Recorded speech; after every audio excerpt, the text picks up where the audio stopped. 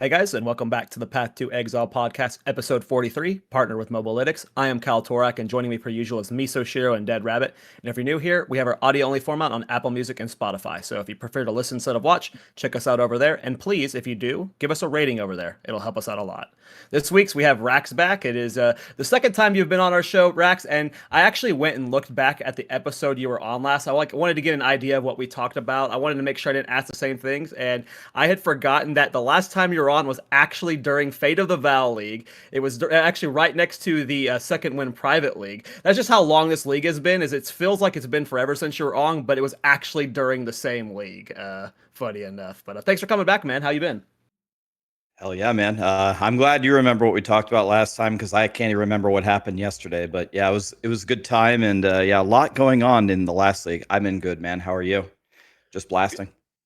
Yeah, it's been good. I mean, we're all super excited for the patch notes. How you been enjoying Diablo 4? Well, I mean, just to speak honestly, right? I was very outspoken about how I thought the direction of Diablo 4 was just really, really bad. Just to put it in plain English, I was not happy with the game for a long time. I sent so much feedback, and it's not like none of it was implemented or anything like that. It's just, Blizzard has their own agenda, and why would you listen to a random guy on the internet anyway? But I know I wasn't the only one feeling that way. I think the expansion has certainly made it better. Like I'm tentatively willing to say like Diablo 4 mid, like can at least progress a character and feel like I'm chewing through something in the end game. There actually is some sense of crafting there. There are some decisions to make. I think this is definitely the biggest step forward for Diablo 4. I wish that this expansion was how the game would have launched. I think if the game launched like this with some decent systems underneath, I think the narrative would have been a lot different for the game. Did you guys play it at all? Did you dabble or nah? Mm-hmm. Yep. I think me and Cal did. Yep. Yeah. I didn't. I still don't own the game. So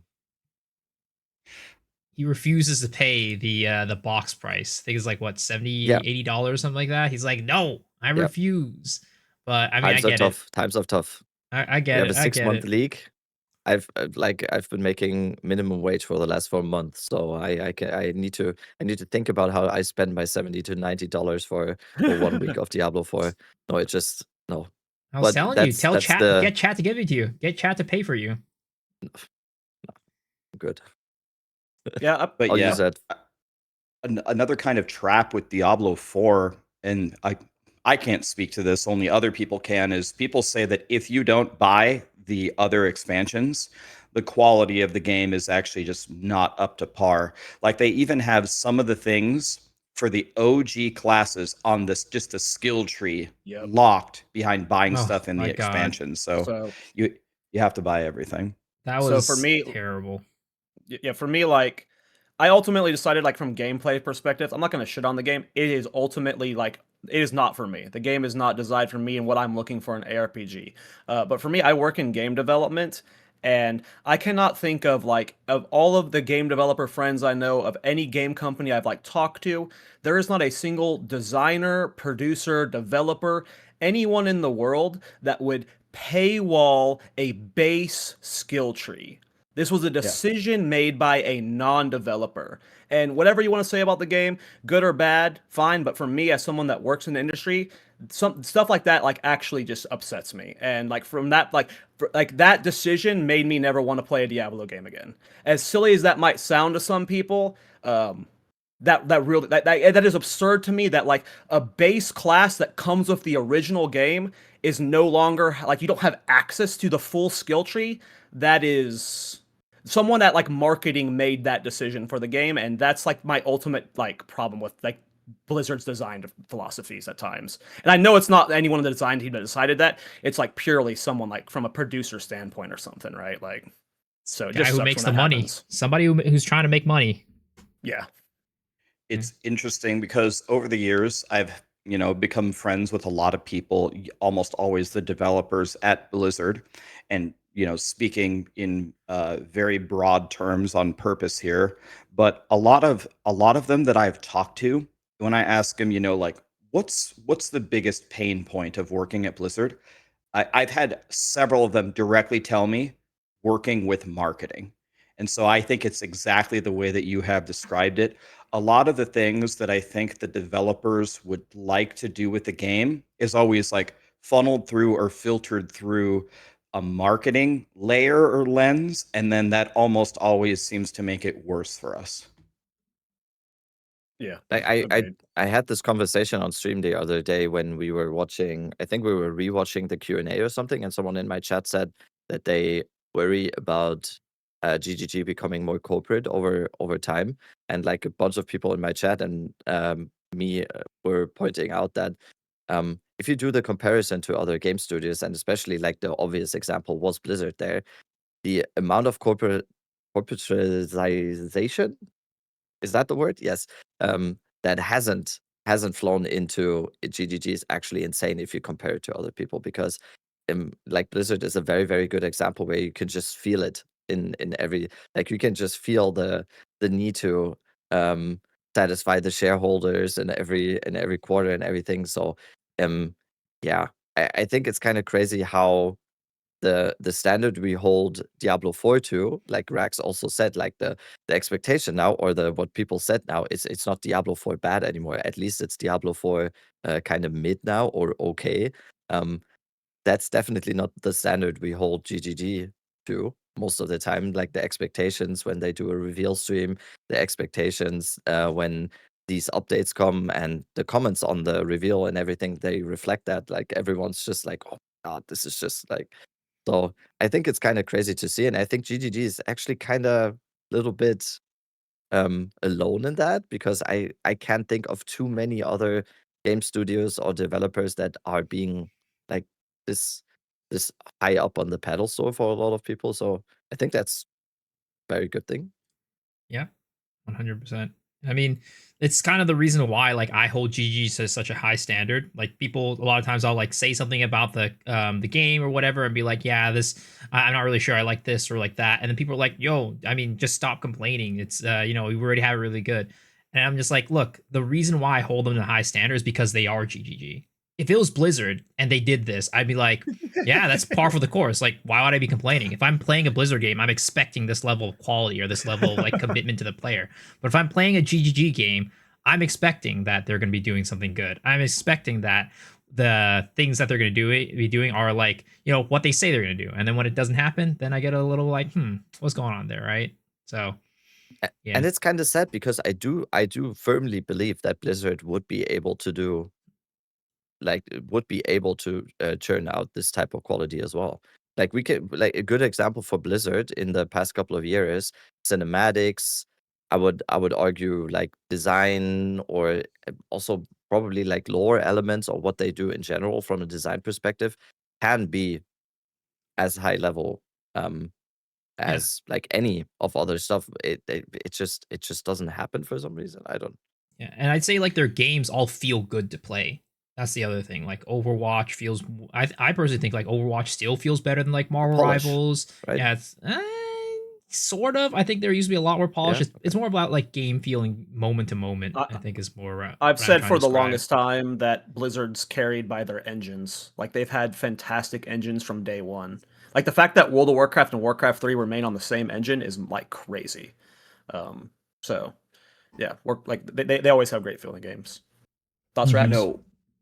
So yeah, on this, one thing that I think helps grinding your games the most, which I think Blizzard has had very little of, is all these years of development has been Jonathan and Mark, and then of course Mhm. Chris. Chris moved on, Yeah. but we always see them, and they're not just randomly guessing. They're on the couch, feeding a live Q&A for hours, and sometimes we don't expect them to know everything, but it's that clear vision with their team that even if they don't have the greatest ideas, at least whatever they're doing is as one unit moving forward, right? But we know, like, honestly, ever since like the stuff with Blizzard North, you could trace this back very far.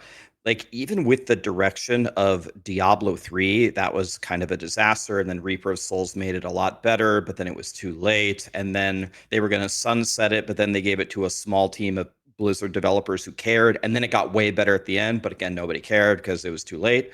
And then the D4 team had so much turnover all the time. But now in the last, I don't know, year or so, it's been, Colin, it's been Brent, it's been Zavin, it's been Aislinn, it's been the same people. So this is like maybe like the first expansion where like Diablo 4 has been worked on by the same team for a period of time. And I think that's one of the big factors on both why Path of Exile or Grinding Gear games just delivers quality content and why Diablo 4 has gotten better with this expansion versus what we've seen before. Agreed.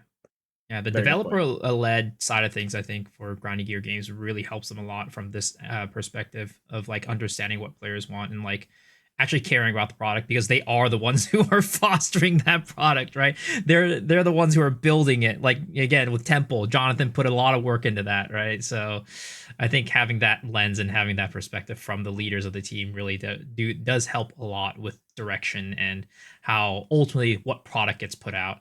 And I also really like, as I've been listening to all these interviews, like with Chris and Jonathan, he's always saying like, Chris was always a little bit more of that like guy who's going to be holding things back, not like shipping as much, like being a more conservative, right? And Jonathan and Mark are always those guys like, we'll add this thing and this thing, oh, let's go get this thing in there too. And that's kind of like, how it's those extra things, as he said, that is what makes this game like so good and why people like it so much. Agreed. Yeah, it's cool. The word vision gets memed on a lot, but having a vision it matters. And like two people, no matter like it doesn't matter who it is. Like with a Blizzard cycle of like new leads coming in, like it doesn't matter how good they were as game leads. Like they're gonna have different visions. They're all gonna see things from a slightly different perspective. And you can't have someone at your helm that's like and that changing, because that's fundamentally gonna change like big system changes, gameplay feels like they're gonna have different thoughts. So yeah, it helps having just these two goats in charge of our game right now. It helps a lot. And it also was pretty apparent. I don't know which interview it was, because Jonathan once again did like 6 different interviews or something after the reveal of 0.5. So I don't remember which specific interview it was. And he still has more. It might have even been like the Destin interview or something, where I think he got the question whether he sees himself more as like a corporate guy being in charge of GGG overall, and he kind of answered the question in a way where that just resonated with me a lot, and that explained to me why it's working so well, at least in terms of what we want as players, and that GGG seeming to be delivering on that. And it was just that he said like he basically still sees himself as a developer, and what he enjoys the most on working on the game is still actually developing the game, as opposed to he like I don't know, I don't want to misquote him or something, but he basically alluded to the fact that he doesn't really like the whole corporate aspect of it, talking to investors or like talking to the big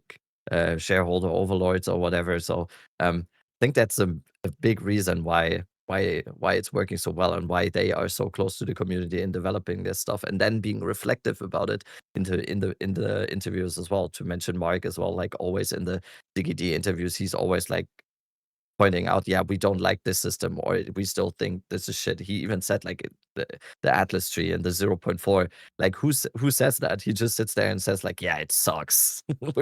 And then so I just like that's just amazing to see, and that's probably the big differentiating factor between why the product is so different when it comes to the end consumer product, as opposed to some other stuff, mainly Blizzard here, using that as an example again.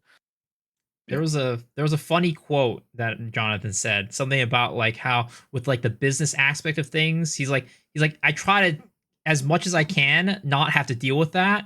And a lot of times when you just ignore things, they kind of go away.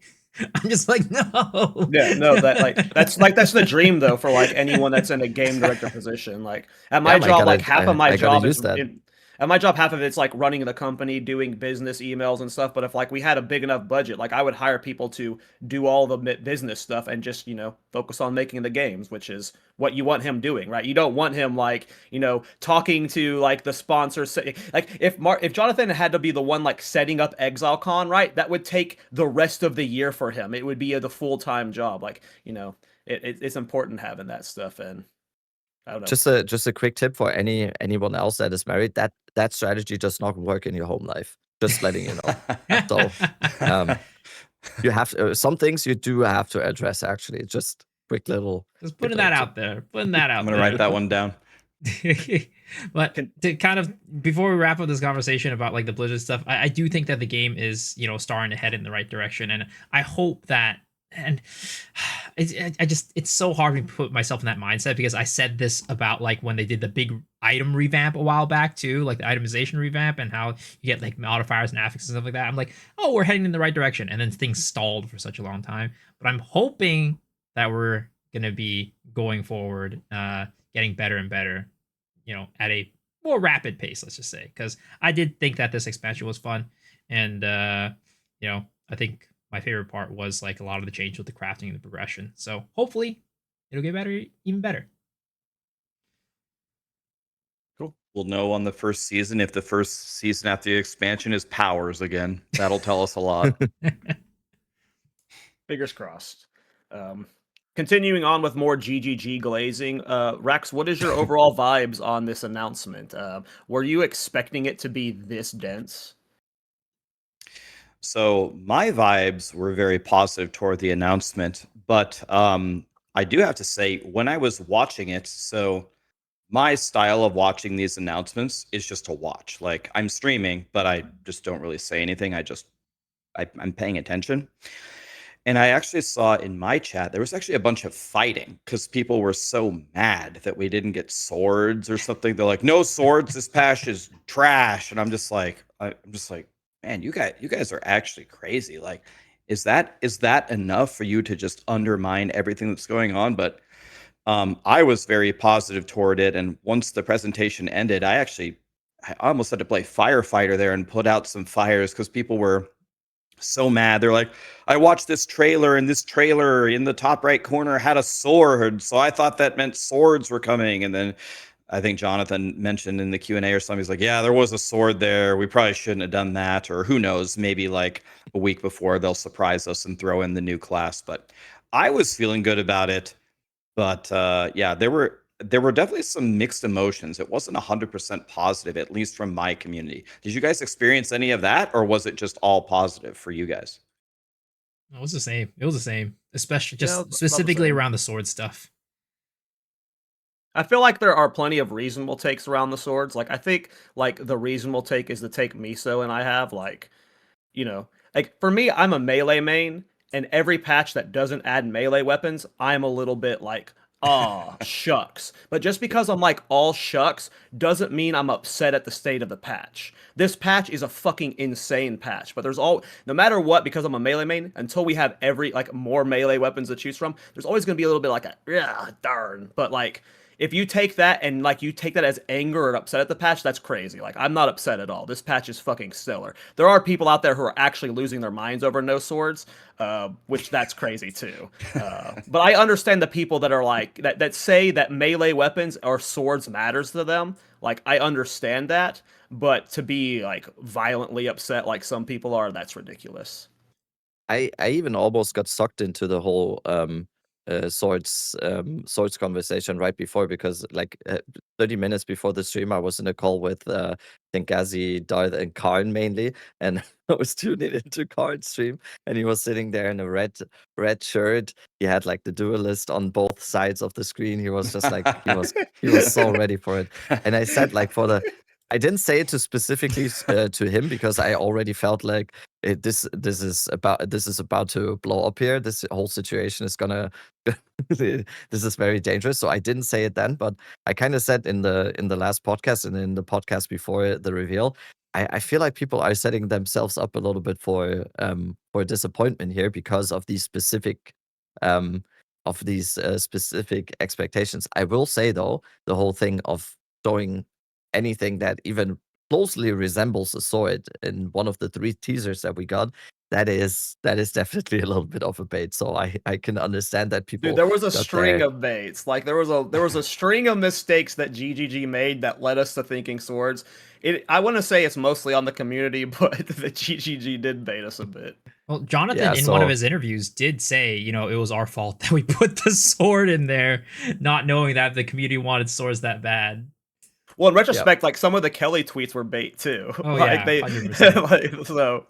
But- I mean, no shade. It was funny, but I didn't even see one of those tweets. People always talked about the tweets in my chat, but since I don't like, I've never even used Twitter or looked at it or whatever.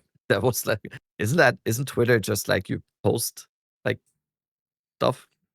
I never really like, I never understood the concept. let's not Is it turn like this actual- podcast into explaining you how Twitter works. Okay, But yes, Yeah, pretty I much. thought it's yes. like you just I thought post your it's like thoughts. Instagram or yeah, okay. Instagram, yeah. It's I basically think- the same shit. That's why I don't have it. No one wants to hear about those. I I think don't when use it either.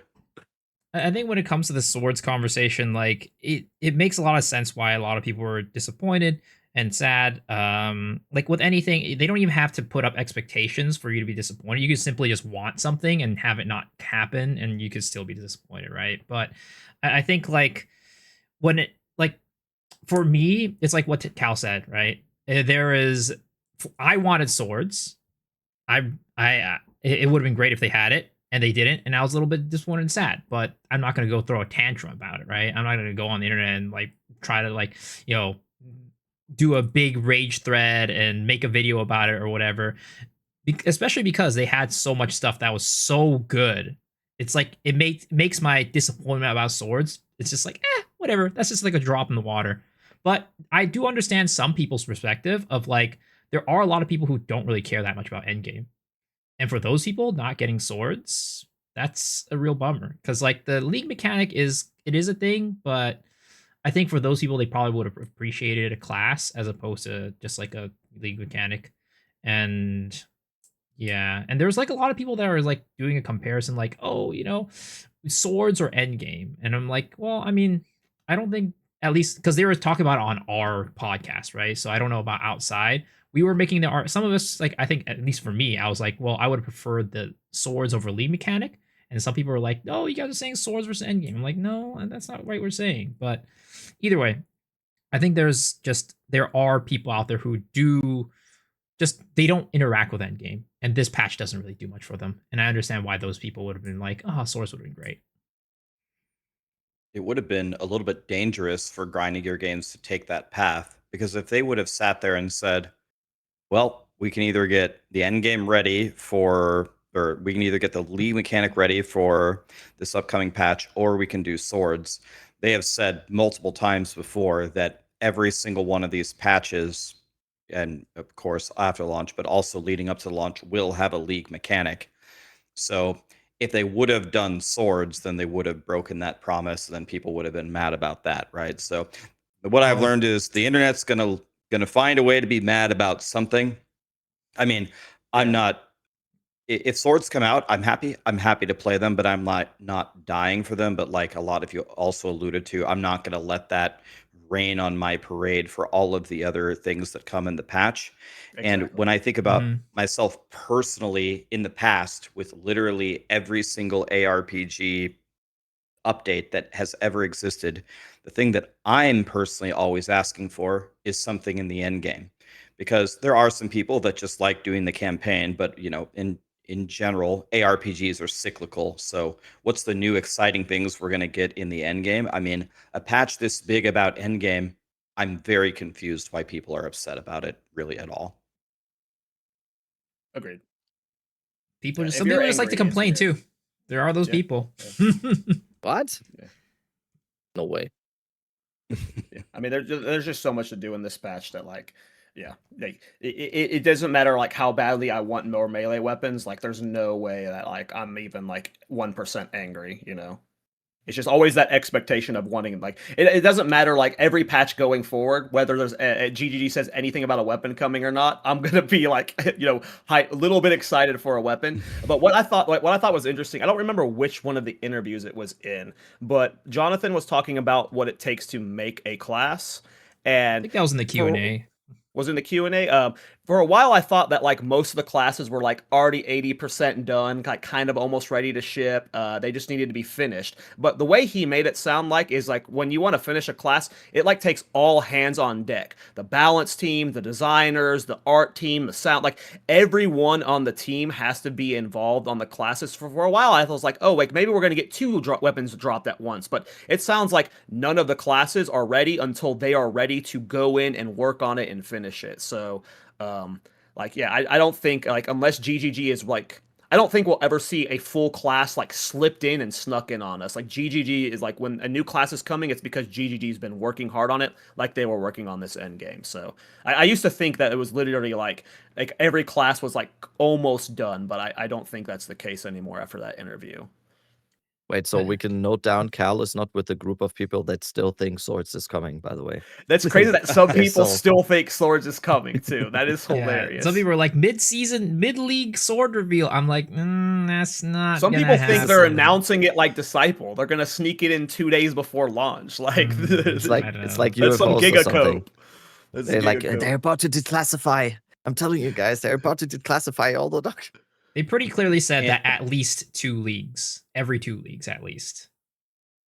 And I think if I remember correctly, again from the Q&A, that Jonathan mentioned that he doesn't feel like in order for Path of Exile to have a successful launch at the end of this year, that they need all the classes or they Mhm. need all the weapon types. And I've actually heard similar things from Blizzard. I had a chance to talk with the guy who, Bjorn, who designed the Spiritborn, and he said the same thing, like, the amount of effort and resources that it takes to make a completely new class and the tree and the Paragon board and all the animations and da da da da da is way more than people might think. So, yeah, it's probably something the Grinding Gear Games is still working on. And like you said, I don't think they're as far as people think that they are on it.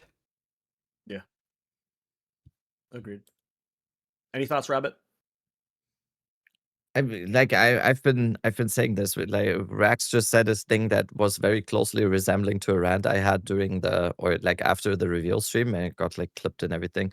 I just think I do fully understand, especially from a perspective of someone who wants to play a specific archetype, which is like the melee archetype. I do think it's kind of crazy, even as someone who doesn't really play that archetype. I do think it's kind of crazy that the 4 remaining classes are more the melee type. Is there a reason behind that? Maybe, but I do understand. But for me, just personally, it was always about the end game, and I'm kind of excited now that we still have so much to look out for in the future, because this update that we get right now, that was the pain point that I was really looking for. Because like Rex said as well, and I don't think this just goes for the streamer type or the 12 hours a day blaster or whatever, but especially for me, I was just looking for more stuff to do. I want to play the game more. I don't want to be bored after like even 2 months. I want to play the game for like 3 months every day and not be bored. And a class wouldn't have done the same as the update we've just gotten with all the endgame stuff. At least how it looks. It kind of looks like right now that maybe there's even too much to do. It's gonna be crazy. Like, you know how we were talking about how our leagues were looking like we're gonna play the first half in trade league and the second half in like solo self-found or hardcore. It might be possible to actually do that for a full league and like not be able to full clear, because there's a lot of end game. Rax, what is your biggest win from this announcement so far? The biggest win, probably, like, probably just the structure of the end game. Now, like, all of us here and all of the veterans of Path of Exile 2 or probably even PoE 1, you can figure it out, right? You can figure out how to get, even though you have no direction and you're wandering around aimlessly, and the first state of the towers that were released, you can figure out how to get to the citadels and do all the end game content, but the underlying structure of it was bad, right? This is the same problem that Diablo 4 has had with all of its systems, right? The armor, the resistances don't work, the progression, there's the end game systems, the crafting. When the underlying system is not good for everybody, then you have major problems down the road. You can't really build upon it when you have a bad foundation. So even though like putting the breach to the right and the new mechanic in the ocean and the ritual to the left and this and that, and then you go through the different temple and you finally reach the arbiter and then the pinnacle boss, even though we've all done these things and we could figure it out anyway, the fact that this structure is overall much better for the game itself, I think will let them build the end game in the future to be much better, and it's going to be a lot better for the people that don't play as much as us, the new players, and then when they come into Path of Exile too, they're going to have a very favorable experience and they'll stick around and the community will grow. So that to me, the structure of the game improving in the end game far outweighs any little tiny addition that we're getting added in here for me.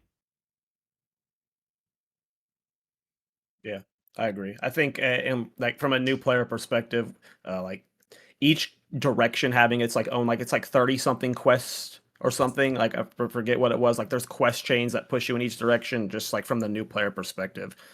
That's what I'm so excited for. It sounds like a lot of new players when they hit endgame they quit because there's just like nothing even telegraphs you to go find citadels.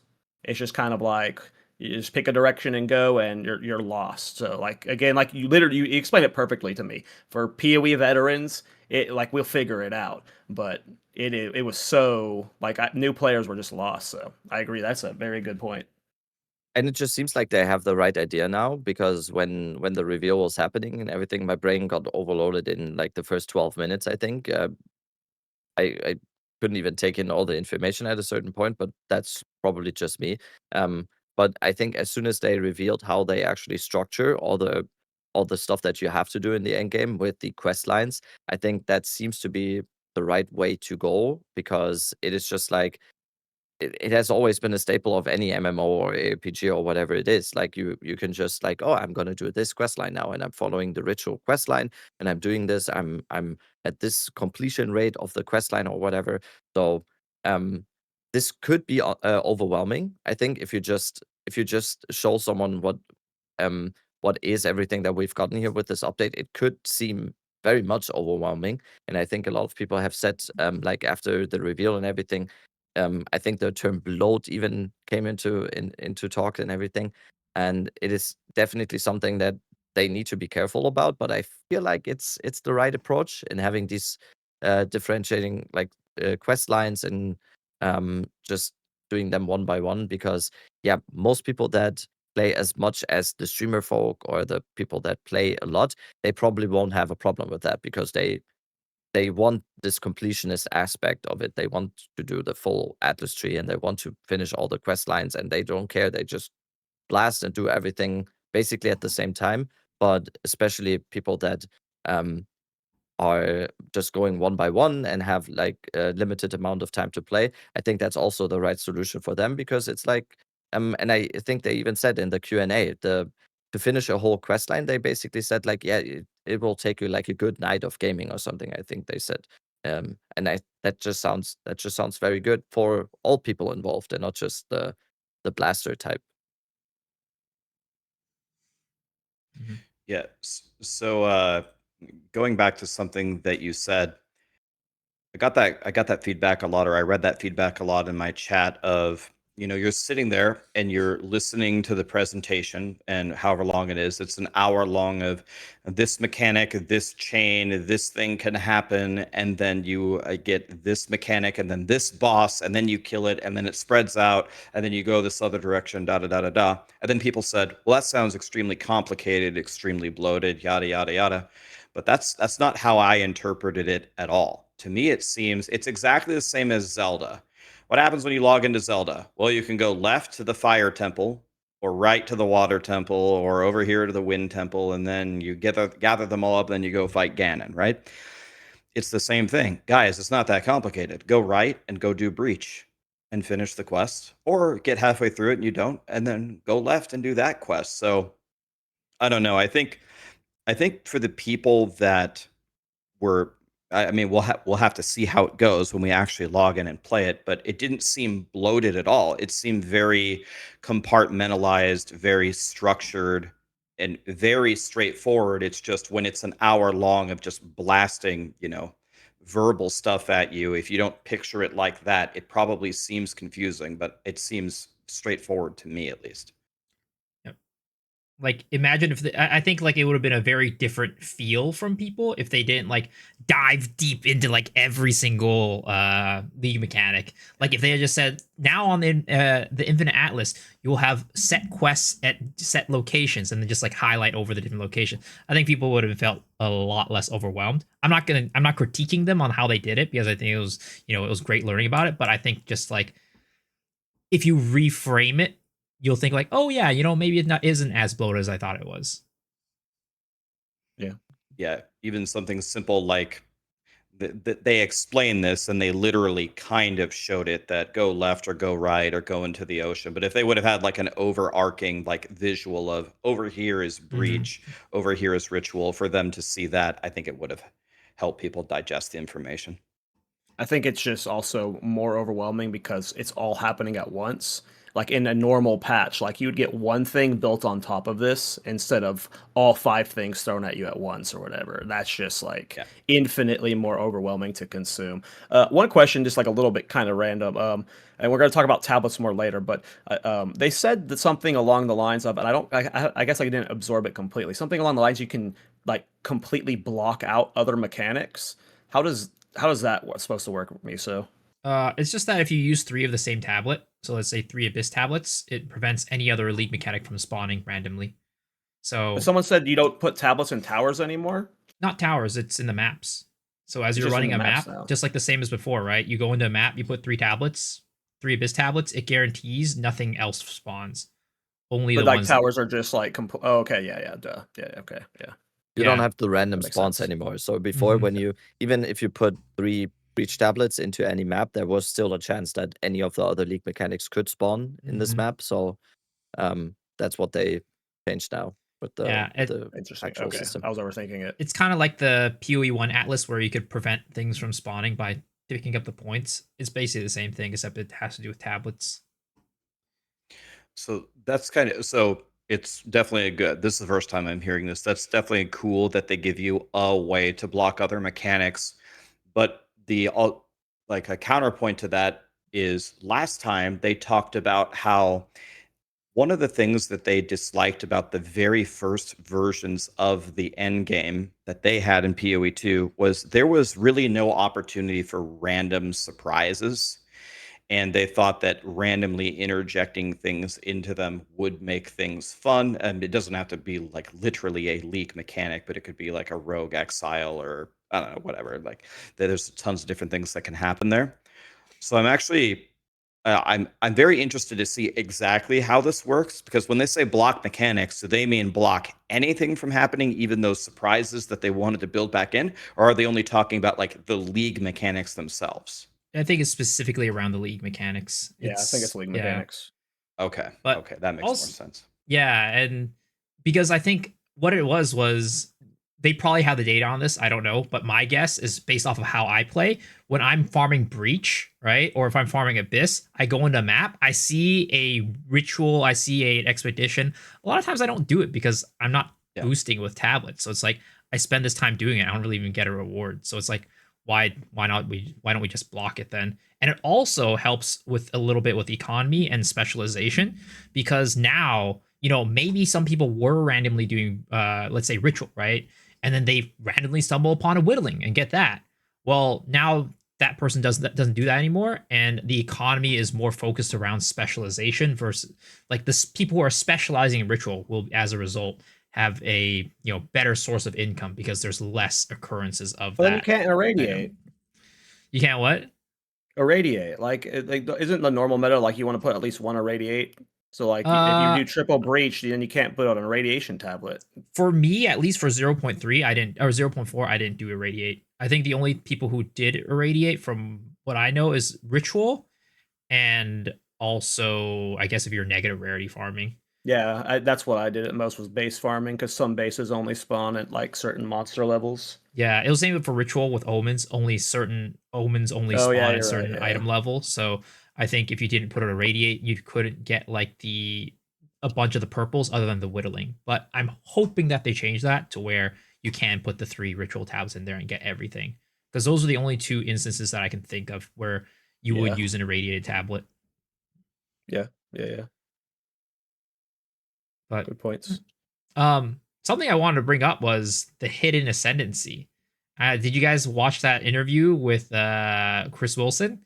So Jonathan specifically called out with Chris Wilson because Chris was talking. They were talking about like one of the things that set Path of Exile apart from other games, and how like Jonathan was saying like in 0.5 specifically, there's going to be a lot of cool little quirky things, and he was specifically said in 0.5, for example, you'll be able to go and commune with a dreamer. And then after you commune with a dreamer, you'll be able to get a special ascendancy that will have some new nodes, basically like Abyssal Lich. And he also called out that there were quite a few other of those types of like Easter eggy type of things as well. But he did specifically call out that there will be a thing where you commune with the dreamer in 0.5, where you can get a special ascendancy. A lot of people are thinking that it's Chayula, because Chayula, Dreamer, right? I personally right now think that if you were to hold like, if you were to tell me like, hey, you have to pick an ascendancy that's going to be edited by this interaction, I'd probably say Chayula. But part of me also feels like, and like this is where my heart leads me to, is that with Abyssal Lich, the Lich is not like aligned with the Abyssals, right? You go and you go and hit up the Kulamok and the Abyss, and you turn into Abyssal Lich, and you now are now aligned with the Abyss. But Chayula is already aligned with the Dreamer. So I'm thinking maybe it might not be Chayula. I don't know. That's a good point. I have no idea. Most people I've seen have said Chayula, like you just described. I'm not enough lore guy. Just on the idea of hidden ascendancies, I think they're fucking awesome. Like, I can't wait till every ascendancy in the game has one, and I hope they like forever do them. Like, that's like the coolest thing to me. But yeah, I have no idea. I'm guessing Chayula, but that's a good point. You're the first person I've heard say that like you're supposed to turn into something new. So who knows what it could be if that's the case. I feel like the original Chayula monk needs to go through about 6 to 7 reworks before that can happen. We had that conversation with Prada. That man was spitting facts, and he convinced me Chayula's an A rank, A tier ascendancy. All right. I don't think I've been saying since 0.1. I don't want them to rework Chayula until the entire class weapon skills are in the game. I feel like Darkness has a place. It's just we don't have the tools to use it yet. We don't have the tools to use it yet. But I don't know. I've been a Chayula since 0.1. I just think that it is tradition by now, and I'm a big fan of traditions like that. So it's just always we had to rework every single patch of the ascendancy. So let's see about that. Yeah, I messed around with Chayula at the league start for one of the leagues. I think when it went through its rework, and it was working fine. I got through the campaign, but I'm just like, yeah, maybe there's something here. Maybe there's a sick thing to theory craft here, but I don't see the path for it. I'm going to something else. So if it is Chalupa, I'll be very happy with that. I think Cal could be absolutely right. Like maybe when we get everything out, it's gonna shine and have this amazing synergies with some things that we haven't seen yet. But as it stands now, I'd love to see any changes that they want to make to it. Like Dead Rabbit said, 6 or 7 reworks. I'll take anything different. That might lure me back for now. Do you think there's based off the information, do you guys like what would be the ascendancy that you would like to have like a special ascendancy the most? So it's hard to think about this, but where my mind immediately went to when you asked me that question is Chronomancer. But here's why. Chronomancer I believe, I could be wrong. I think Chronomancer is the only ascendancy I've never played. I think I played every other one. Oh, really? And the reason why I don't play Chronomancer is just because the the way that its skills are structured or its upgrades are structured is not how I want to play the game. I don't want to run forward and then go backward. I don't want to go forward and then stop time. I don't want to manipulate time. What I want to do is run forward and the whole screen is dead. And then I go to the next screen and the whole screen is dead. Now I understand, of course, you can achieve that through manipulating time, but just because it's not an ascendancy for me does not mean that it's not a godly option for somebody else who sees that and they get the light bulb above their head and their eyes get really wide. They're like, I could make something brilliant with this. So I guess selfishly for me, if they did some kind of different take for Chronomancer, maybe I'd want to go try it. But simultaneously, maybe that's not the right answer because Chronomancer needs to exist as it exists for the people that like that ascendancy. I guess I just don't know a ton about it, and I really haven't seen many builds made around it. I don't know if you guys have or not. Yeah, I played Chrono a lot. I don't know if you heard this, but Chronomancer is getting buffed in this patch. Well, we don't know buffed. It is getting changed. They talked about buffs in the Q&A, and Chronomancer, and in a second interview, Chronomancer has been name dropped twice in terms of getting changes in this patch. We don't know if that's a rework. We don't know if that's a buff. I have for the longest time thought that Chronomancer was slightly underrated, but I do think a lot of the ascendancy is there are nodes on it that you could merge together and it wouldn't break the class. You could straight up make time stop the base of the ascendancy. You know how you get the blood mage life step for free? You can make time stop for free on Chronomancer and it wouldn't break the ascendancy. There are some aspects of Chronomancer that is incredibly overpowered. The recoup stuff's overpowered, the buff duration stuff's overpowered, but everything else is like good. But if you like straight up merge that stuff, it's like it still doesn't like become compatible with blood mage and stuff. So I think it just needs to be brought up. I do agree with you completely that like there's just a theme to it that like some people are just never gonna like. I think time stop is very like I'm considering league starting it depending on the rework. I think for new players that want to play with the theme, when you have a new end game with this many new bosses, time stop is very nice for new players. You can scale it to like it's the free stuns for bosses, like that helps new players out.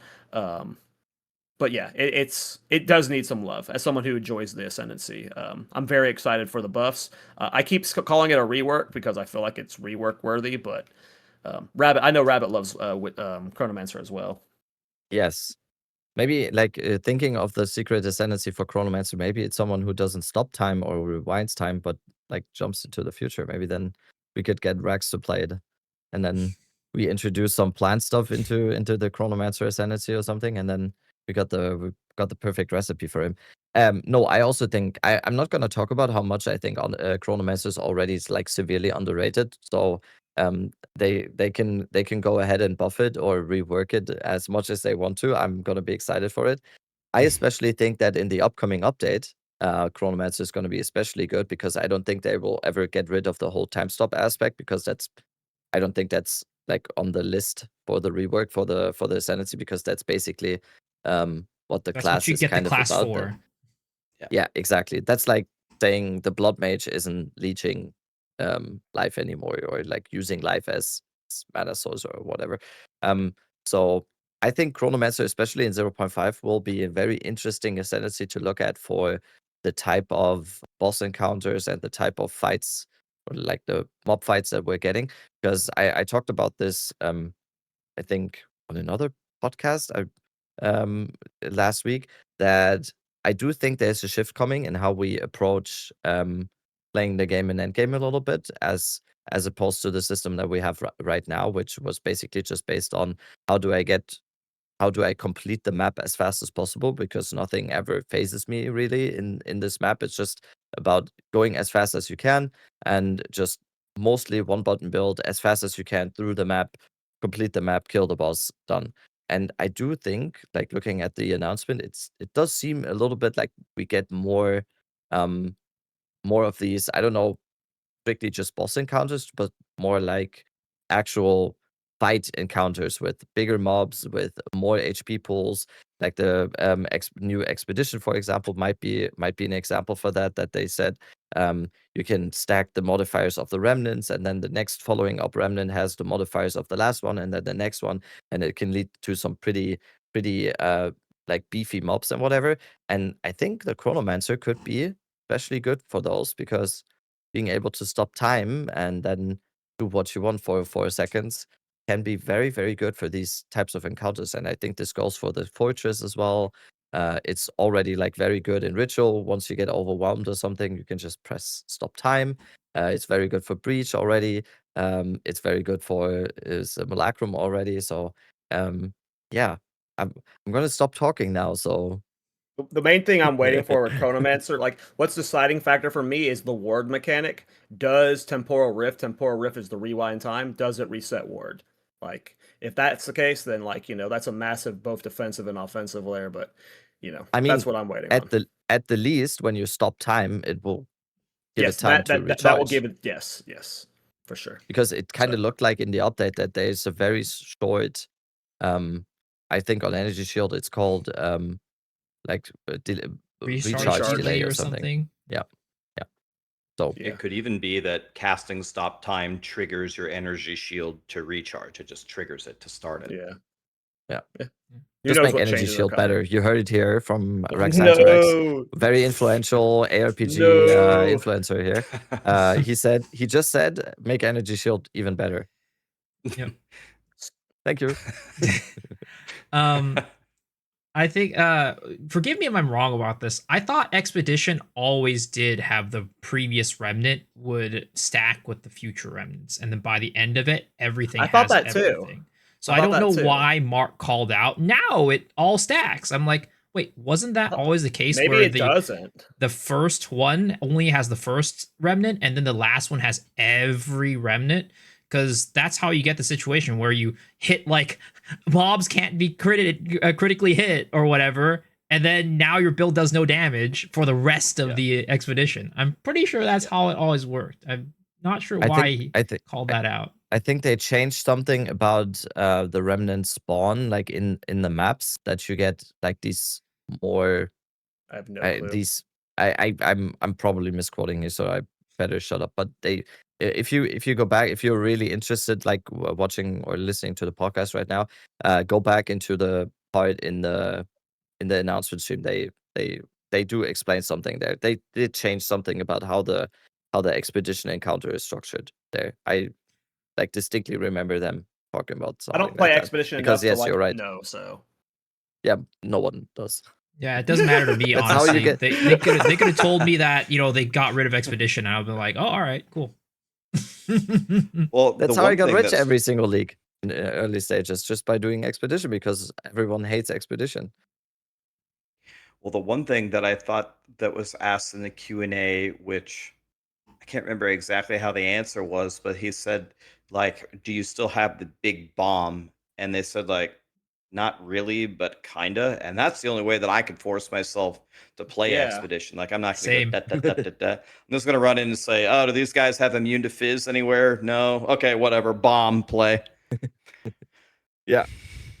I think that node must have like 100% pick rate. There's no way, because it was just the perfect thing, because it's like, and it is something we've talked about, that is kind of the thing that all league mechanics always have to kind of remember a little bit, that most players, especially when mapping, and especially people that just go out and go and they want to do 100 maps an hour or whatever, they don't want to be taking out of that experience.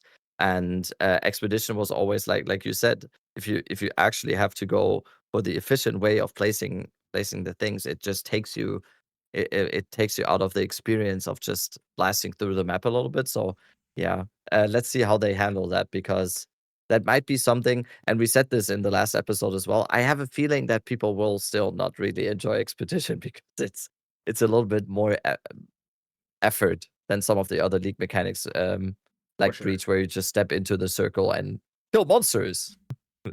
So it's let's see how people will receive the whole Expedition rework.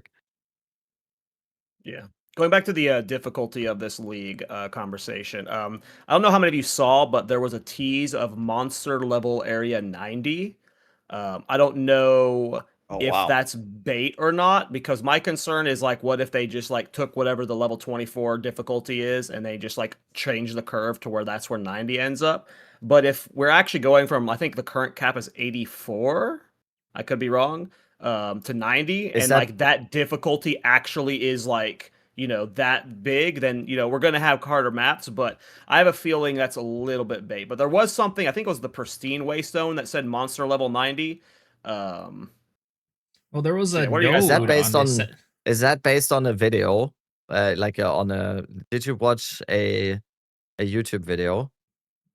Pretty sure that's Is from that one of based the what it's things. on? Because people in my chat, or like 2 or 3 people in my chat, said Might have been exactly from what you Reddit. just said and linked me a video, and I watched the video, and that was like one of the most wrong things I've ever seen.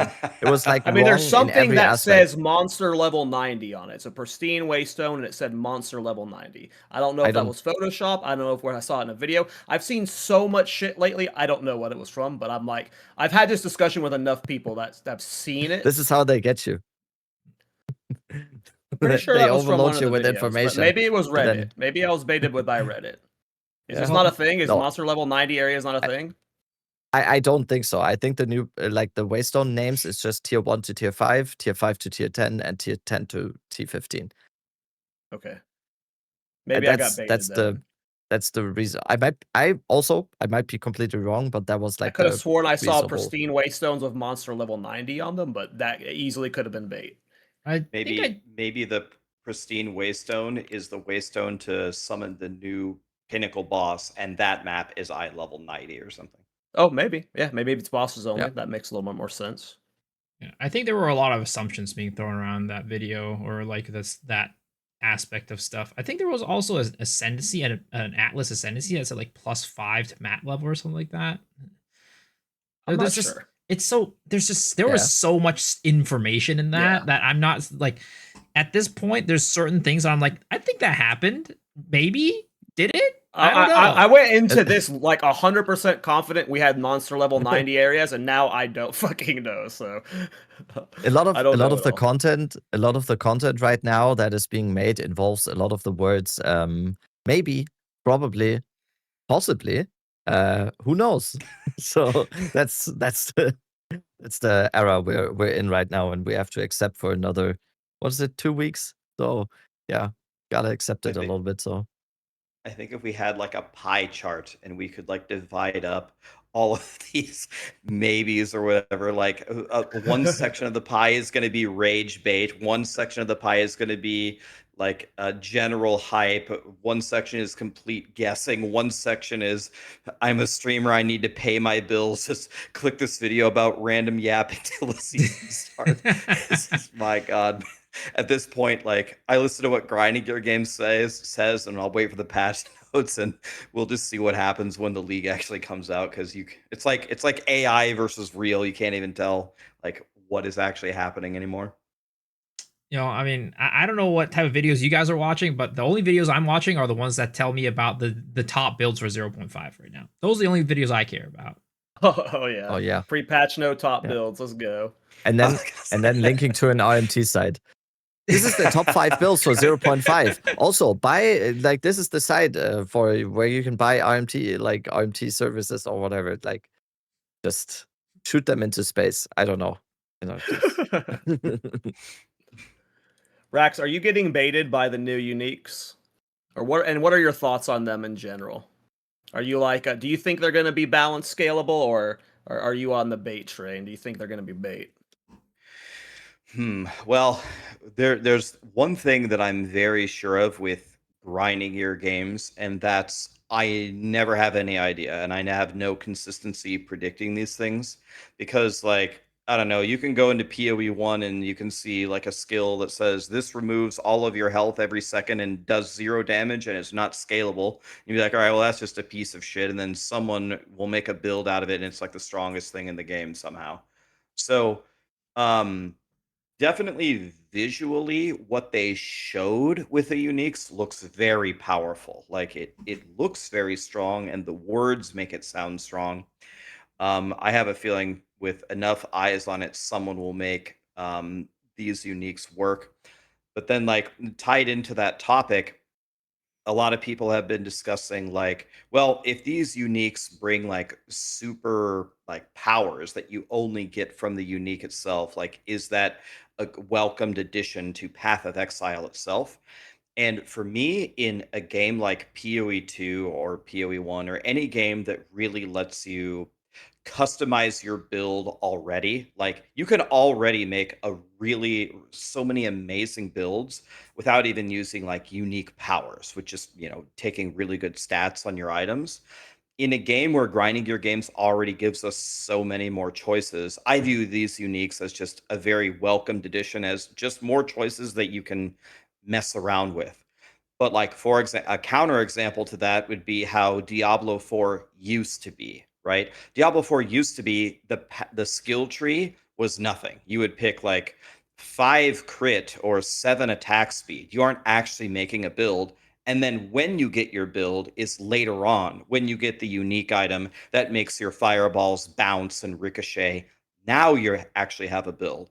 When it was only like that for Diablo 4, it wasn't working at all and it wasn't doing the game any favors. But in a game like Path of Exile 2, where you have so many creative avenues, I think it's only a good thing for the game, whether or not it ends up being super OP or not. Yeah, I agree. There's a debate around like should like unique weapons have like this many skills on it, like because like you said, like it feels weird in PoE to like you can't really play these items till late game, and some of them it's like there's no alternatives, right? Like there's no way to play the crow build until you have the crow staff. There's no like variation of that spell at a lower level or on like a weird base or something. Um, I personally don't have a problem with this design. Like it feels a little awkward right now because we're still missing so many base skills. So like you see a common complaint, it's like, why are we adding skills to weapons when we're missing so many skills? Well, it's like eventually that won't be the case, right? We're gonna have more base classes in, and that's gonna feel better. But on paper, like I think they're cool. I like the only like thing that's like always on the top of everyone's minds is the gem levels versus rare weapons argument, right? None of these weapons have gem levels on them, so scaling wise, will they be able to scale properly? For me, it's only exciting. I feel like consistently for the last year of PoE2, we've complained about not having chase uniques, and like I see more people excited about making builds around these uniques than playing like anything else. So to me, it's only a grand slam getting this many uniques. I'm excited. That's basketball, right? No. I, Oh, okay. I think we need to have a healthy mixture of the uniques because we don't want it to be a case where uniques are the builds, like all uniques are the builds, and you don't want it to be the case where um, there are no cool uniques, right? So you want to have it so that there are some uniques that do make builds, but then also a healthy mixture of uniques that enable builds that already exist in the game and make them better, and also just some that are kind of whatever. I just hope I they're think good. Go ahead, sorry. No, I just think they're good. I'm very worried about the uniques that we've seen, because just when we look at the past of the uniques, it's just a little bit worrying because a lot of the uniques end up being not good because of skill gem levels. And I'm a little bit worried because I really like the concept that they're putting out here with the uniques they've introduced. I'm just worried because not a single one has plus levels. They kind of said it's just going to be squished a little bit, or the phrasing was pretty vague. So I'm just worried a little bit. I like the trajectory or the way they want to go with the uniques and having these unique specific skills, but let's wait and see. Yeah, something that Cal said, which for me is one of the most fun things about ARPGs, is chase items, right? I love that Headhunter and Mageblood and PoE1 are things in the game that you're going after. I think what Miso said is true. You can't have them go all one way or the other. But if one of them ends up being super powerful and ends up being a chase item, that will only make me like the game more. So that it's a huge driving factor in why I play these games. I don't think you need to have every single powerful, unique, or idea for a build available at the beginning. but you also can't backload them as well, right? You can't be just playing trash all the time, going for this build enabling unique, and 90% of players are doing the same thing. That breaks the game, right? Like a couple seasons ago, everyone's playing Lightning Arrow Deadeye or something. Is anyone getting baited by any of the new uniques? I am. Yes. I am. 100%. I'm very likely league starting Ironbound. Like right now, it's 50% Chronomancer, 50%. There's a new low level bow. It's level 11. It scales off of your block chance. It looks fun, and like when you break armor, projectiles that pierce return to you. So there's going to be something fun there with Warbringer, and I'm getting giga baited by it. What about you guys? The shield. I mean, I just saw. I love Spectral Shield Throw in PoE 1. The shield is absolutely a unique I'm going to go for. I don't know about the league starting any of the uniques because you never know how expensive they're going to be. But I'm definitely going to be making a build. Likely the second build I'm going to make is going to be doing with the shield. Unless they come out and be like, yeah, this thing's garbage. Yeah. I'm glad we're all getting baited by different uniques though, because for me it's obviously the wand. The wand, yeah. Yeah, that's gonna be exciting to see. I did some math to the best of my ability, and I'm already a little bit worried because it doesn't have plus levels obviously, and it has like a little bit of spell damage and a little bit of cast speed, which doesn't seem like it's gonna be enough to be better than any one that just has +4 or whatever it is now in the newest patch.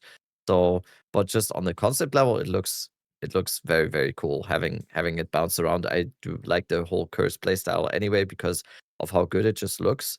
If you have 4 curses on the enemies and everything, and you just have this cool.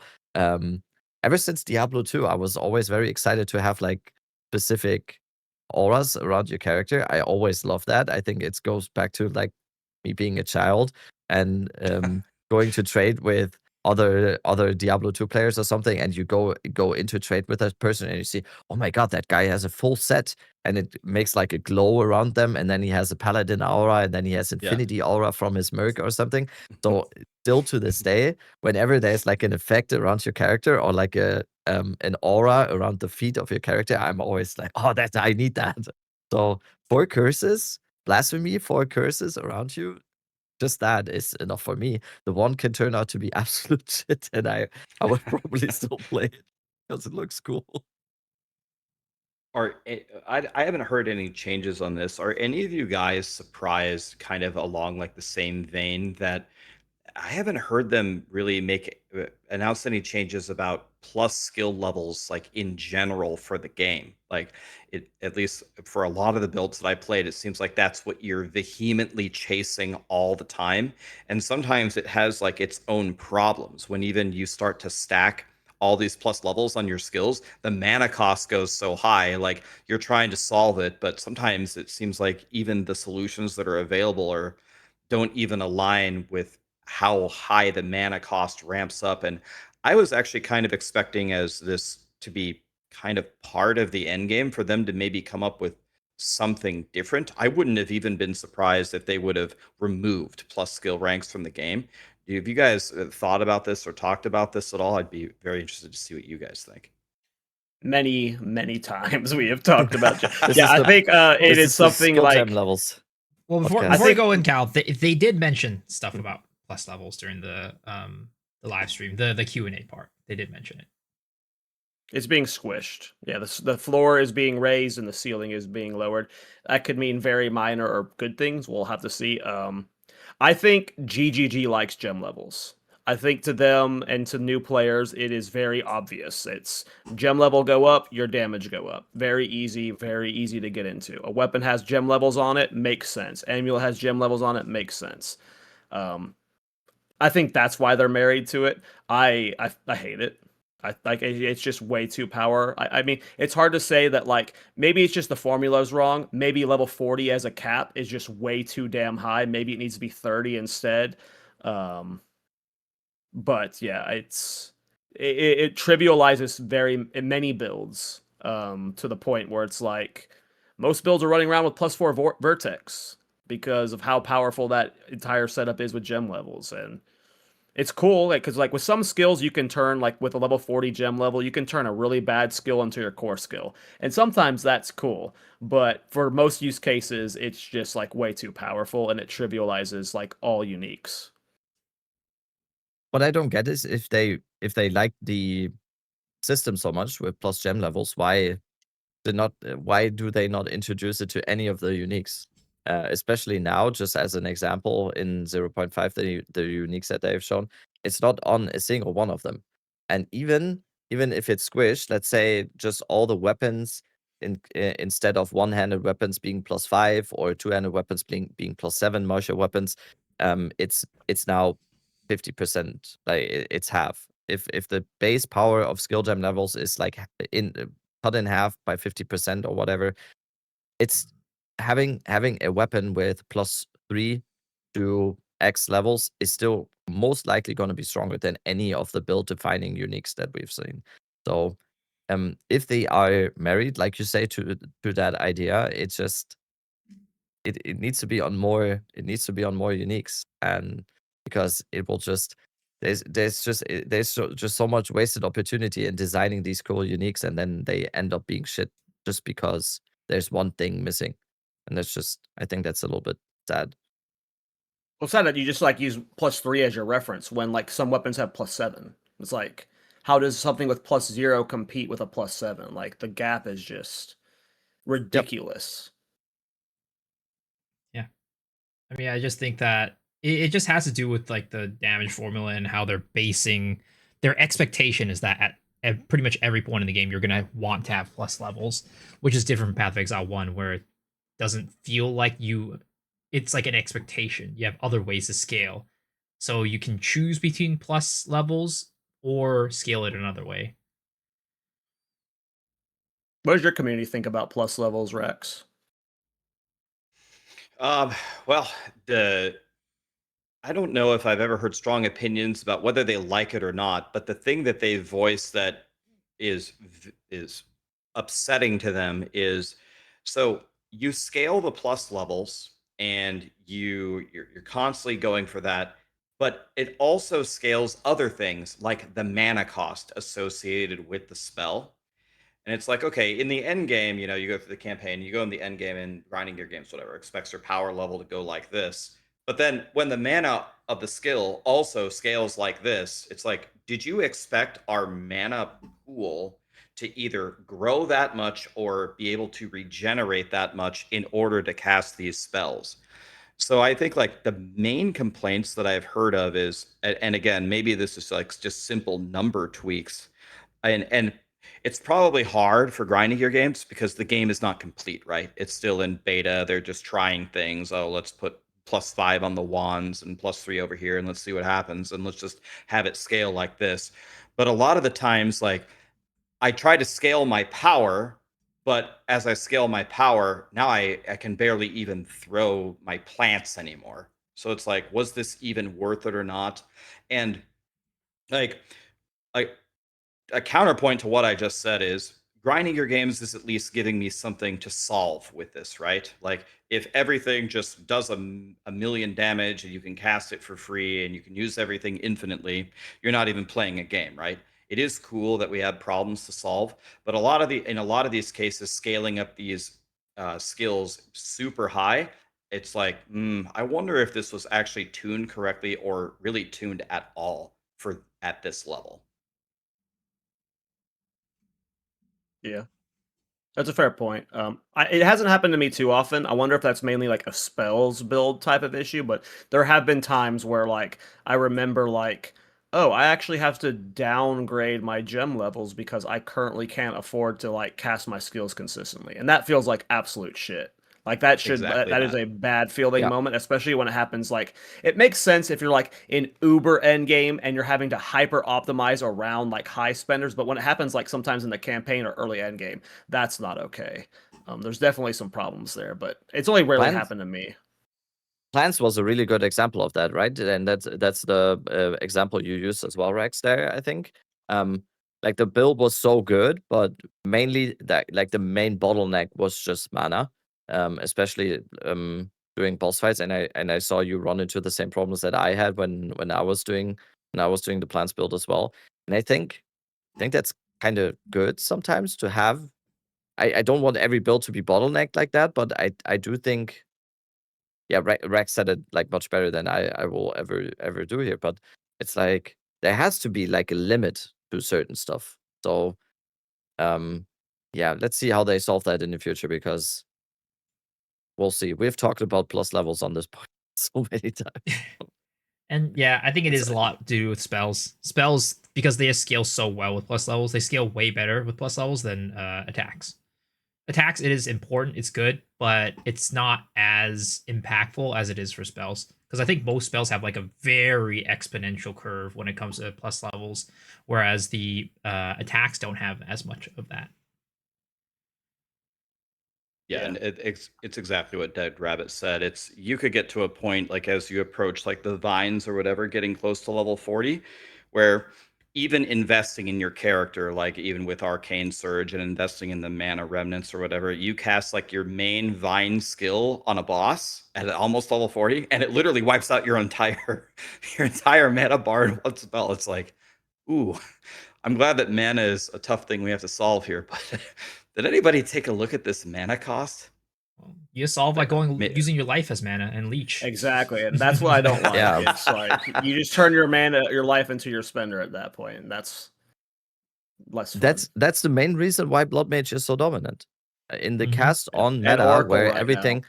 where the main bottleneck is just like, yeah, you can cast 50,000 comets in 2 seconds, but you will not be able to if mana is your resource, because mana, you will never get mana to recover that fast. And that's why Blood Mage has been the most played ascendancy for, I think, three leagues now, because I'm that's pretty the sure only this is ascendancy that exactly can why just... Leech is getting nerfed too. Like, isn't this Yeah. like Leech Yeah. nerfed directly like that? We're still going to see Pathfinder cast on crit. Pathfinder can do cast on crit with mana using the efficiency nodes from the travel nodes, but at least it's like, it doesn't Oracle also use Life Leech using the Blood Mage chest, so it'll at least slap down those two builds. Yeah. Hopefully. I'm sure they'll still function to some extent, but yeah. I mean, I'm calling a triple tap where they just, nerf the trigger skills, they nerf Comet, and they nerf Leech / the Ascendancies. Yeah. And there's also Time of Need too. Time of Need is... Yep, that's another one. We'll see if that gets triple tapped. What? No, don't. No. Shh. I'm planning. Oh, don't I'm talk planning. about I'm planning. I always forget the name. Zero Duration Titan. Yes. What is Dreamer? the? Isn't it like the little... Dreamer? Can't you get down to like EF. 0.3 seconds on Time of Need ticks? Like, that's ridiculous. It needs an internal cooldown. I don't think we've ever talked about Time of Need, Oh, but Scattering it is Calamity? crazy. No, the little bottle rockets, the sorcerer skills. I always forget the name. Ember Fusillade? Ember Fusillade. There you go. Yeah. Zero Duration Titan with Time of Need and Ember Fusillade. Yeah, it's a stupid build. Seen on Prada's stream. I wanna play that. Yeah, Time of Need's crazy. Let's talk about the Atlas tree. I'm very curious about what your guys' thoughts are on this. There is the PoE 1 versus PoE 2 Atlas tree discussion. In PoE 1, you do not get access to all of the passive points for the Atlas tree. You do get 3 loadouts you can do, but your loadouts are specialized, right? You're trying to do specific league mechanics, sometimes 2 with certain modifiers for it. The PoE 2 approach is you're getting every single point. There will be very specific keystones where you're making choices, but everyone will at some point get a majority of the same points. And then even for the bossing Atlas passives, everyone's going to get all of them. You're going to be able to make all of the choices and like freely swap between them. Very different philosophies. I like the PoE 1 one where you can like specialize, like I'm doing specifically beach or a breach or rituals. But this one has a lot of cool potential to it. What are your guys' current vibes on this as people who have like played both? Let's start with Rax. Well, before we hop into it, I don't think there's any confirmation that the league mechanics will allow you to get every node, because there are some league mechanics that have less points than the nodes on the tree. So I'm not sure about that one. But wasn't it like to the point where you would get almost all of them at least? But still, yes. It is the majority of them, yeah. Different. Yeah. Yeah. So the first thing that out of the entire presentation, that was the thing that shocked me the most. The moment they said that, I was literally like looking around like the thing is for me, that's the first thing I've heard from grinding gear games that does not sound like grinding gear games. This does not sound like how they make games. They want you to constantly, push pull. They want you to make decisions. They want you to have your choices matter. I actually couldn't believe that they were gonna either allow us to get the entire tree with the different keynotes selected or get most of it. So yeah, that's one of the first things that was my first reaction is I can't believe that we're actually getting this. I've had a lot of discussions about this in the past about other ARPGs. Some people have like a FOMO, right? They don't like to make that choice. They take comfort in the fact that, oh, eventually I'll get everything. So let me just navigate however I feel like now because it doesn't really matter because later on I'll just be able to pick up the stuff that I didn't want, even if I didn't do it optimally. And some people, like Dead Rabbit said earlier, well, I made all my money a few seasons ago by doing Expedition because nobody else does Expedition. So he like corners the market with whatever Expedition prints out and then he can make his money that way. I know like in PoE 1, for example, a lot of the community have their one mechanic that they love doing and they just drill into it. And because other people can't do that simultaneously while they do other things, it allows them to build up their currency and make their builds. For me personally, the way I would lean is I like the way that grinding gear games did it before. I like having like your choices really matter, but I also acknowledge I haven't tried this new system, and maybe the key nodes that we pick, maybe they really do matter. And maybe even with picking the entire tree, maybe the phenomenon is exactly the same. Maybe you still do specialize in breach, and just because you have the nodes for everything else, like you said earlier, you put in 3 breach tablets. Are you really going to go do the ritual, even though you have the ritual points, if you plugged 3 breach tablets?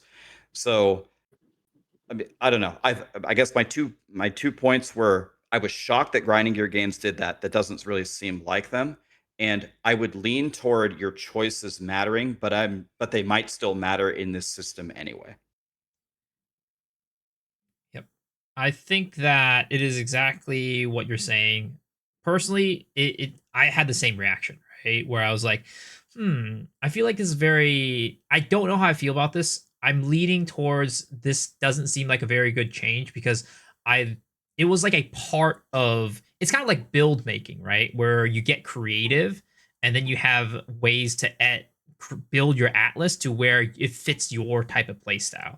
Like for example, in Path of Exile 1, I really like just farming scarabs on every type of league mechanic that I'm running. And for that, I will do the regular league mechanic and I'll put scarabs. But not everybody does that. Some people go into Eater, some people going to Searing Exarch, all these other ones, right? So to that aspect, I was like, this is a little bit weird, but it is again, we have not tried it yet, right? So I'm gonna leave my, I'm gonna withhold judgment until I get into the game and try it out. I don't see myself finding it to where the choices that you make on the keystones to be enough of a differentiator between you and the next person. But I do think it is going to be at the end of the day like, hey, you're probably going to specialize in your own type of farm. But what this allows you to do is it allows you to pivot much easier where you don't have to like respec every time you pivot.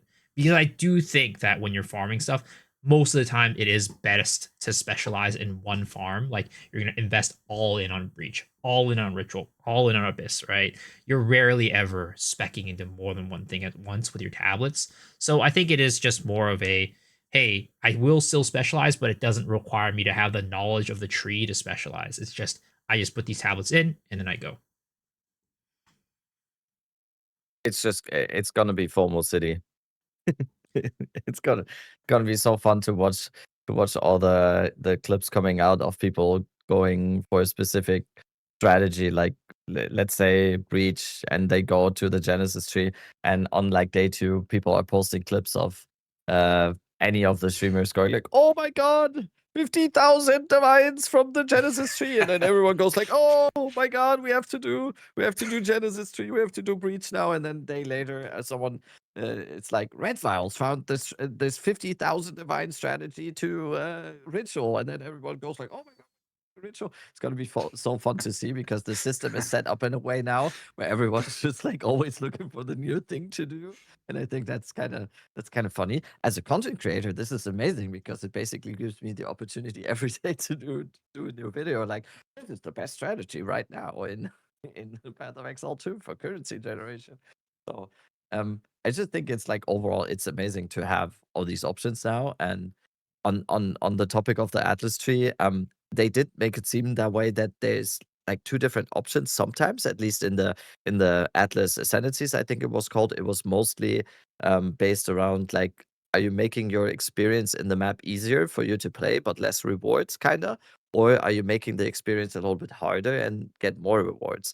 One example was like the boss affix or whatever, where you could choose The that your shrines. character is getting the shrine buff before the boss, or you give the shrine buff to the boss and get more rewards. I think if they do more stuff like that, I think it's amazing because that is what we always talked about a lot on the rarity discussion, that we all kind of agreed that rarity should be more or less based around difficulty of the content that you do rather than just stacking a bunch of rarity on your character. And I think that is a perfect system to approach it in that way, that players can basically just have the agency themselves to decide, okay, I'm making this mapping content a little bit harder for myself, but at the same time I'm getting an extra drop from the boss that is now harder. So I hope that to be the case in the update now. I really hope that that is a step into that direction. So I actually think of that specific node. I don't like the design of that node. And and Saber, who is one of the GG devs, he is the one who designed it. So we had a whole kind of discussion one night about what that node is. You shit talk Saber to his face? Oh my god. All the time. No, he's a homie. But so I don't like that node because at some point you don't have to choose anymore. At some point, your character will be killing all map bosses in 2 to 5 seconds. And why does it matter whether you have that shrine or not? It's at that point, it's either you get 25 rarity or you get nothing. Because it doesn't matter if I have extra cold damage to help me bring it down half a second faster. It doesn't matter. Like, if I'm one-shotting the boss, why would getting a shrine matter to me? At some point, every single build is going to take the one that has rarity. And I don't like that in Path of Exile, where not there's going to be... I mean, not every single... Like, I mean, probably most builds, right? Unless the Q&A said the average kill time for bosses was 2 minutes. Well, I think that's for more on the pinnacle boss side of things, but also... yeah. Well, yeah, but for those builds, like... They won't I agree with what you're saying 100%. It is not designed it is very pigeonholed for a player like you, for all of us. No, We're what I mean is times, at some point every build will get to that point. I'm not talking about the player, whether you will get to that point or not, but every single build will probably most builds will probably get to that point at some point. And I don't like how there will eventually be a right answer. Maybe you might never get to that point, but there is going to be eventually a right answer. And I don't like that.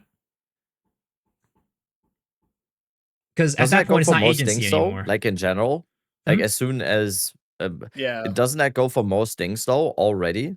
No. Like, for example, if you were to go and pick between, hey, this one boosts, currency drop, and this one now boosts, omen drop or something like that.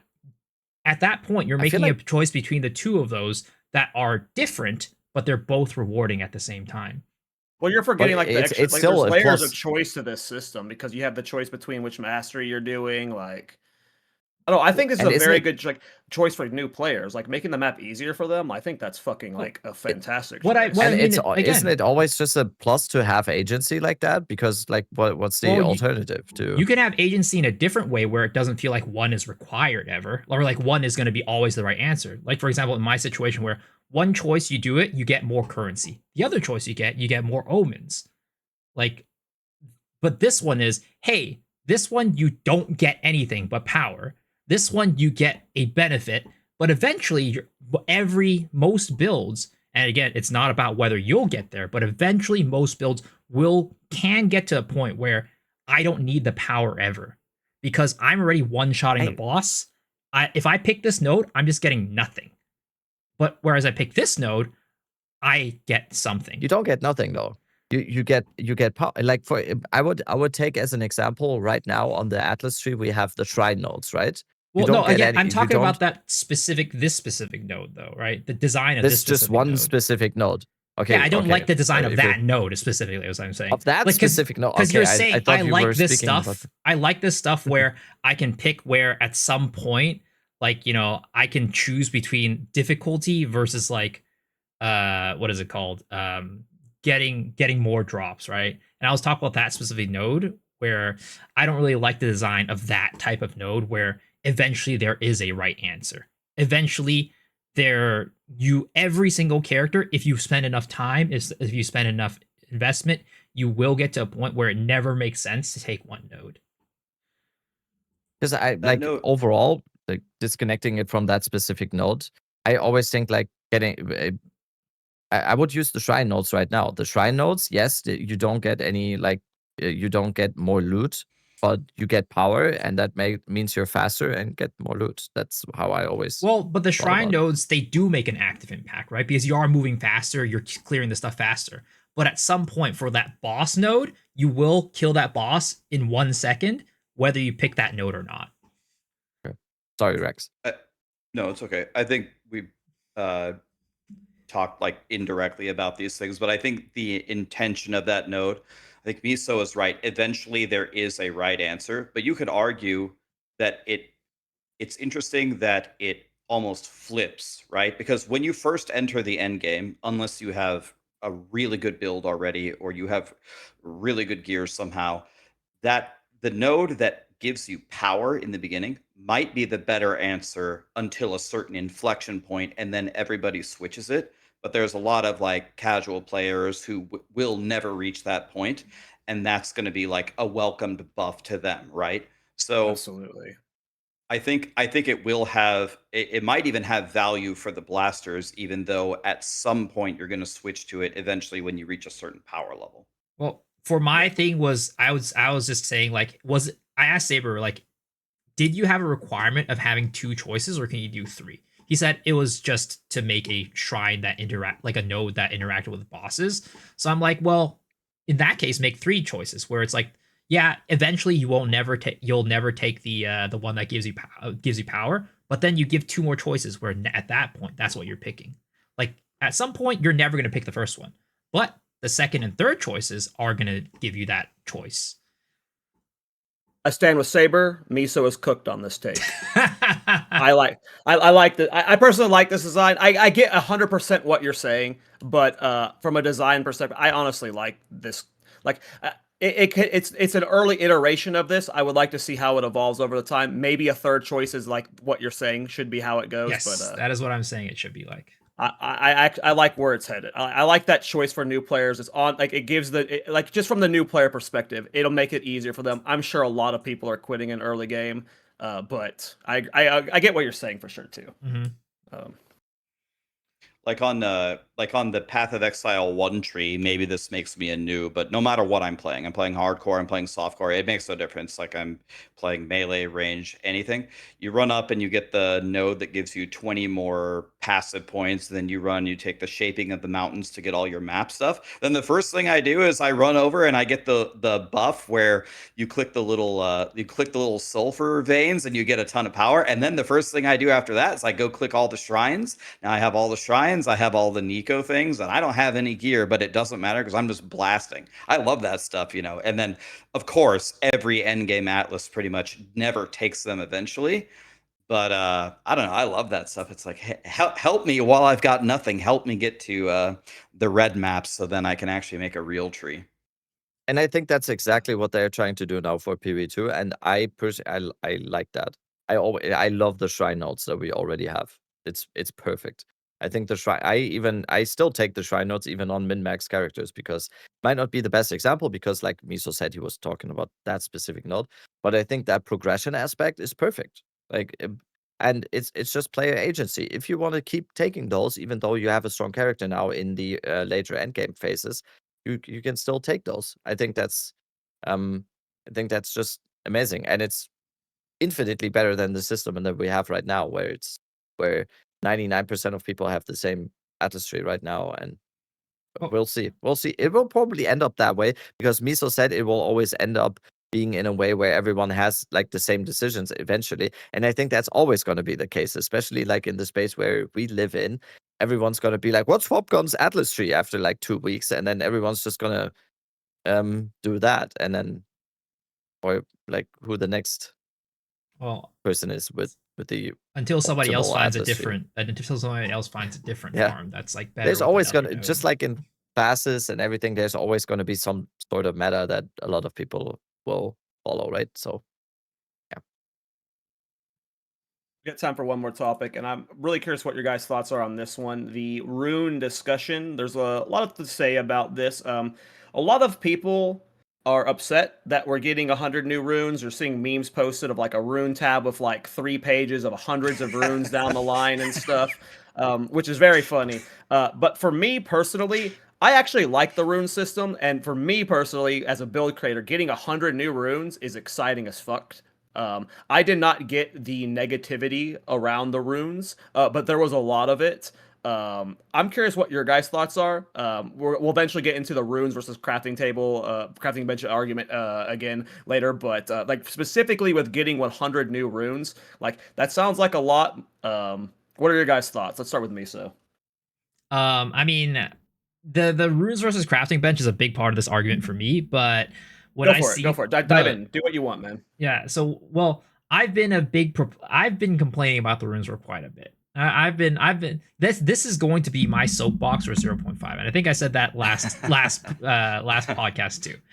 Right now, I think that when it comes to the crafting bench being a solution, so the original argument about runes was that it is a replacement for crafting bench because crafting bench is a little bit too complicated, and they don't like that.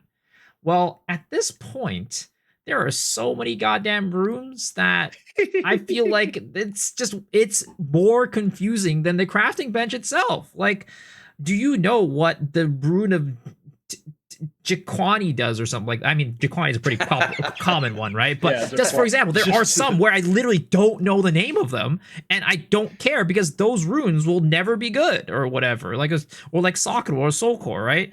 So it's like it feels like this is just crafting bench with an extra step at some point. I do like the fact that the runes themselves and the Socketables have like an economy built around them. Like I do like that where you can find it. It's an item you could, sell and have value and chase for and stuff like that. More chase items, as we said before, is really cool. But when like you have like 90% of the runes are just useless, like, and there's so many of them, it just becomes more complicated than I think the crafting bench even itself is. So I don't think that what runes, their original vision and idea for runes is like being executed right now. It's not being successful.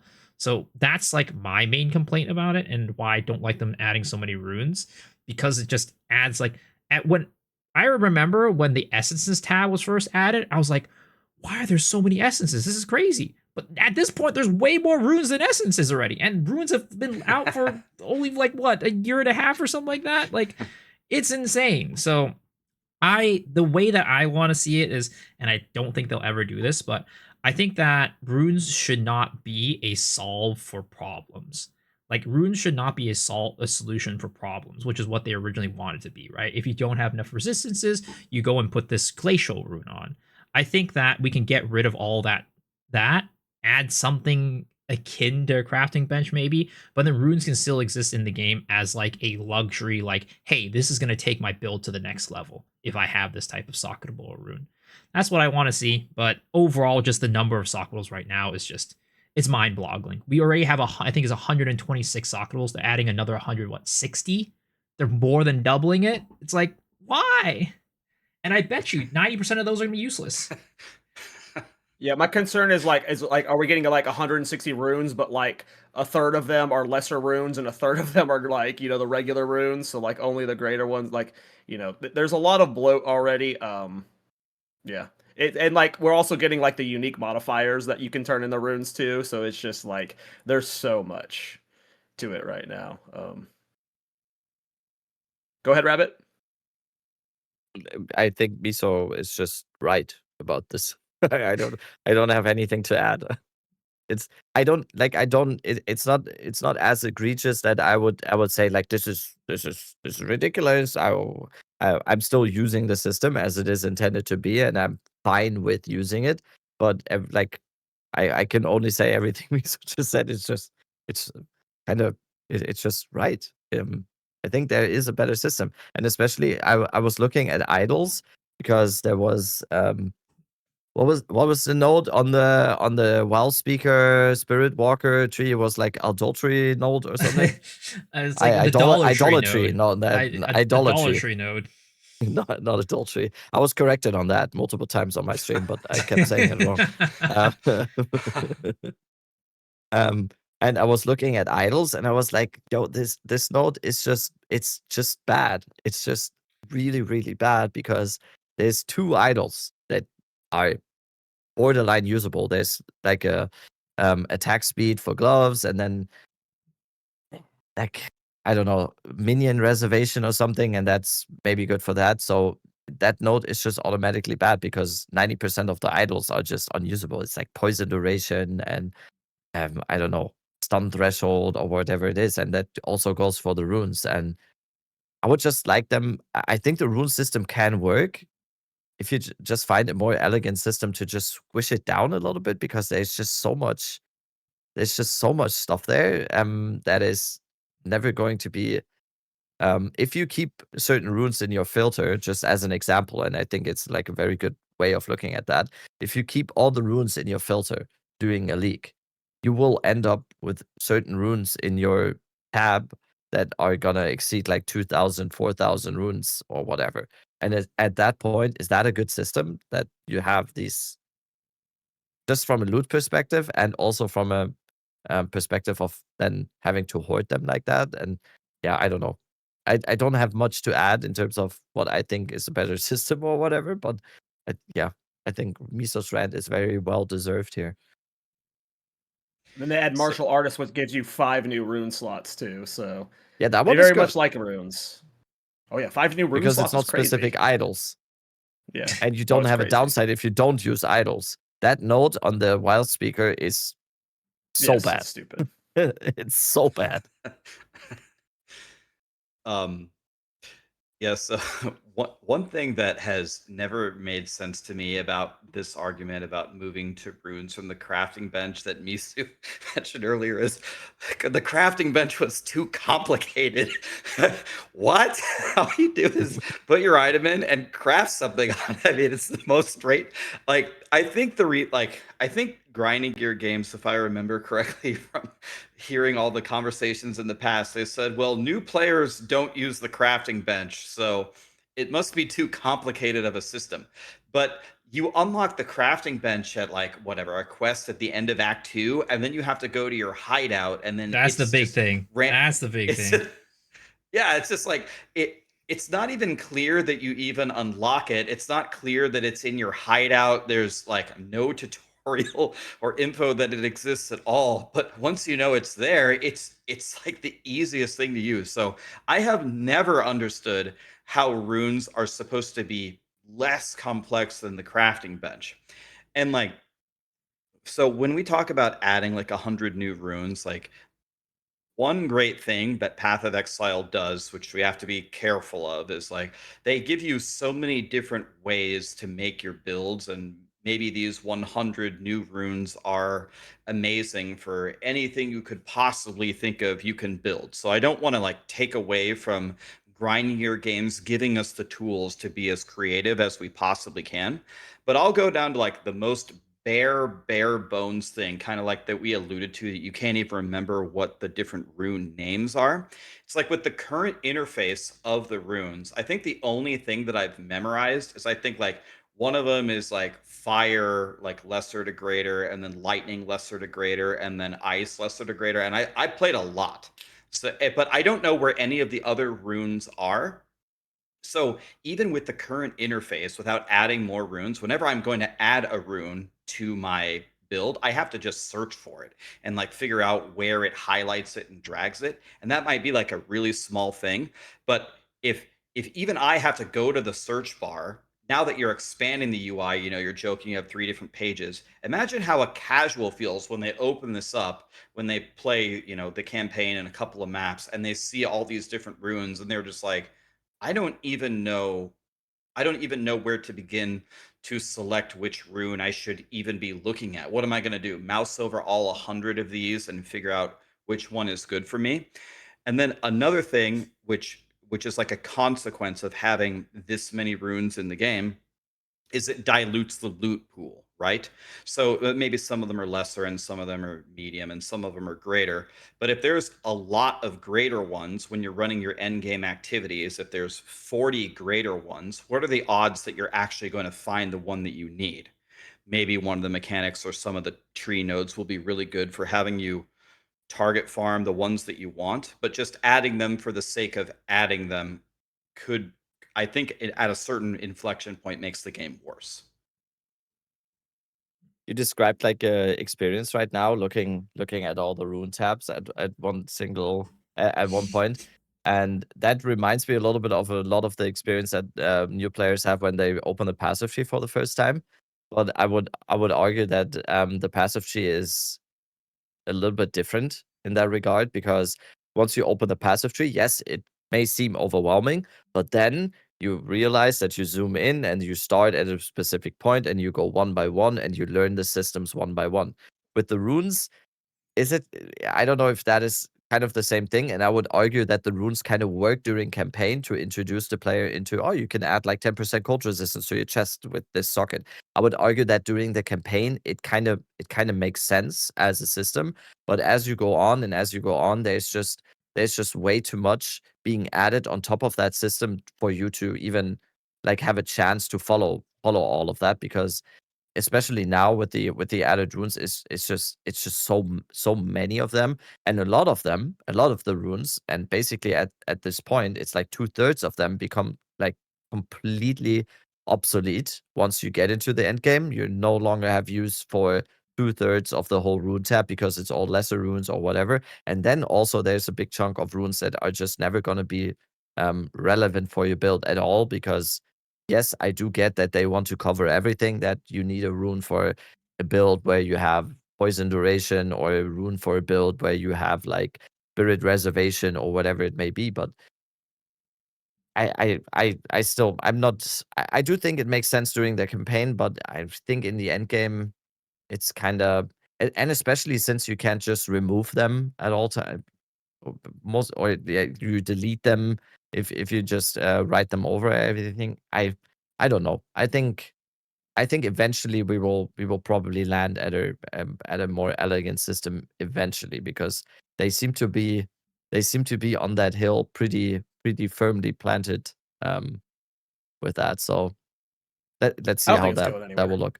I think it can work. I'm not like completely opposed to just as a concept, having the rune system as a concept.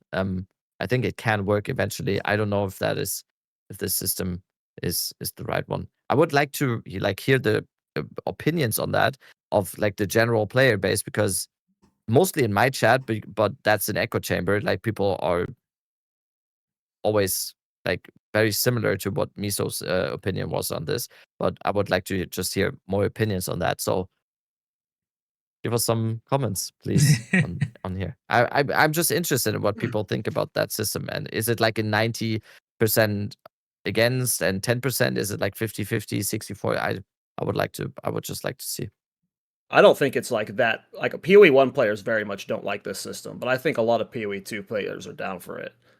For me personally, like I'm not gonna say that the crafting bench is like way more fleshed out and like way better of a system right now, but I don't personally think the rune system is horrible, like bad, unsalvageable. I think it's got like there are a bunch of bad runes. I think there's a lot of bloat with the lesser and greater runes, but I feel like that's all could be balanced over time. I personally like the rune system. I don't like I don't like I said, when I heard 100 new runes, I thought it was cool. Like I want like the meme about the 1,000 rune tab. like that would be cool for me one day, but I'm a weirdo that likes doing like absurd shit, and more runes means I can do more absurd shit. I do think that there's a lot of problems. Like Rabbit says he likes the runes through the campaign because they kind of make sense. I think that's where they're like the most shaky for me, but that's mainly due to scarcity. A lot of the times it's just like you don't have the runes you can put in your gear that you want, or you don't have the socketables you can put in your gear. I think that all can be fixed in time. But if the discussion is what's better, the crafting bench or socketables, as they are set up right now, crafting bench would just be way better, like for sure, for like all problems we're trying to solve. But I don't hate socketables, and I think it could be fixed one day. But I agree, there are a bunch of bad ones, and there's a lot of like bloat to it. Yeah. I think that should be fixed. I don't know. There's two main problems that I would like them to fix, right? And I do like socketables as well. I think they're cool. I think they're a nice addition. But like, let's say they keep socketables the way they are, where I will kind of like get off my soapbox, right? First one, make it so that they're, like you said, they're more accessible during the campaign, because they do not fulfill the purpose that they're originally set off to fulfill with like, hey, you can use these to fill gaps that you're missing in the campaign because they're too scarce. So you might not have the right ones ever that you need. Let's say you're going to Geonor, you need cold res. Do I have a glacial rune? No, I don't. So at that point, it's like, well, I can't do it. So fixing that problem where it's scarce to where you can actually have access to it when you need it. But then also too, I mean, I guess it's kind of on the same idea too, is that you are always pressured by being like, should I put this rune in my equipment? Because if I put it in here, if I get an upgrade the next level, it's gone. So that's another thing that I would like to see fixed. But the third thing, and I think is the most important one, and this was one that I just thought about during this podcast actually. If you open the crafting bench, you know exactly what you're getting. You can be like, oh, at a glance, when I put this thing in there, I can get max HP, I can get cold res, I can get fire res, you can just see that at a glance. Open up the rune page, tell me what the runes that you have give you without scrolling over. You can't. All right? Imagine a new player going into that and being like, what do all these give? Now I got to scroll over each and every one and see like, hey, I have a problem where, let's just say I need recovery on my build, right? I need life regen. Is there a rune that gives me life regen that I have right now? And to be completely honest, I don't even know if there's a life regen rune. There probably is, but is there? I don't know. So I didn't know too. Yeah, exactly. It's like, is there one? I don't know. What level is it? Can I get into the campaign? I don't know. So it's like, there's that big problem right now where it's just, compared to the crafting bench, the usability is just way better, which is funny because their whole argument was that the crafting bench was less usable and approachable. But I really think that the rune system is less usable and approachable from that aspect. Like, I know what the icon for Iron Rune is. I don't know what the icon for any of the other ones are. Yeah, any final thoughts, Rax? Yeah, your point about there, your last point there about the UI is kind of what I was alluding to, right? You put the item in the crafting bench, you can see all the affixes or a huge portion of them of, oh, okay, I could have this or that or this or that. You open the rune page and it's, well, if you want to figure out what rune you're going to add into your build, it's just mousing over each one. And that's if you have the rune too. If you don't have the rune, you don't even know that's a possibility. And like, I don't know, like I've never heard I don't know if I've ever heard grinding gear games talk about like go into depth about why they didn't want to move the crafting bench forward. Like I'm trying to think of like what could trip people up about the crafting bench. Maybe like prefixes and suffixes, right? Like if you're capped on your prefixes or your suffixes and it doesn't allow you to craft something in there, like that might have been something. Or if you have a certain mod type, you can't have another mod type on it. Like, oh, I want to put life on here, but life regen is here and it blocks life or something. Like, it's not like the PoE1 crafting bench is necessarily the perfect system that's ever been made. But, you know, I started myself as a new Path of Exile player pretty recently, like 2 years ago in PoE1. And I don't know if I've ever seen someone type into my chat that the crafting bench was confusing to them. The only thing I've ever heard them type is, I didn't even know there was a crafting bench. I have a hideout. I have a crafting bench. I didn't even know that. So yeah, I think grinding gear games can figure it out. I agree with Cal. I don't think they're going to get rid of the rune system anytime soon. That would surprise me. It's not the worst system ever. We can deal with it. But again, like Dead Rabbit said, I think maybe here the most important feedback will be from the newer players, because the people who play Path of Exile a lot, they'll figure it out. Whatever. There's 200 runes. We'll figure it out. We'll read them all. Where's the search bar? It doesn't matter. It's a minor inconvenience to us. But I would genuinely wonder from newer players that have tried both systems, which system do you prefer? It's probably more important for them. Agreed.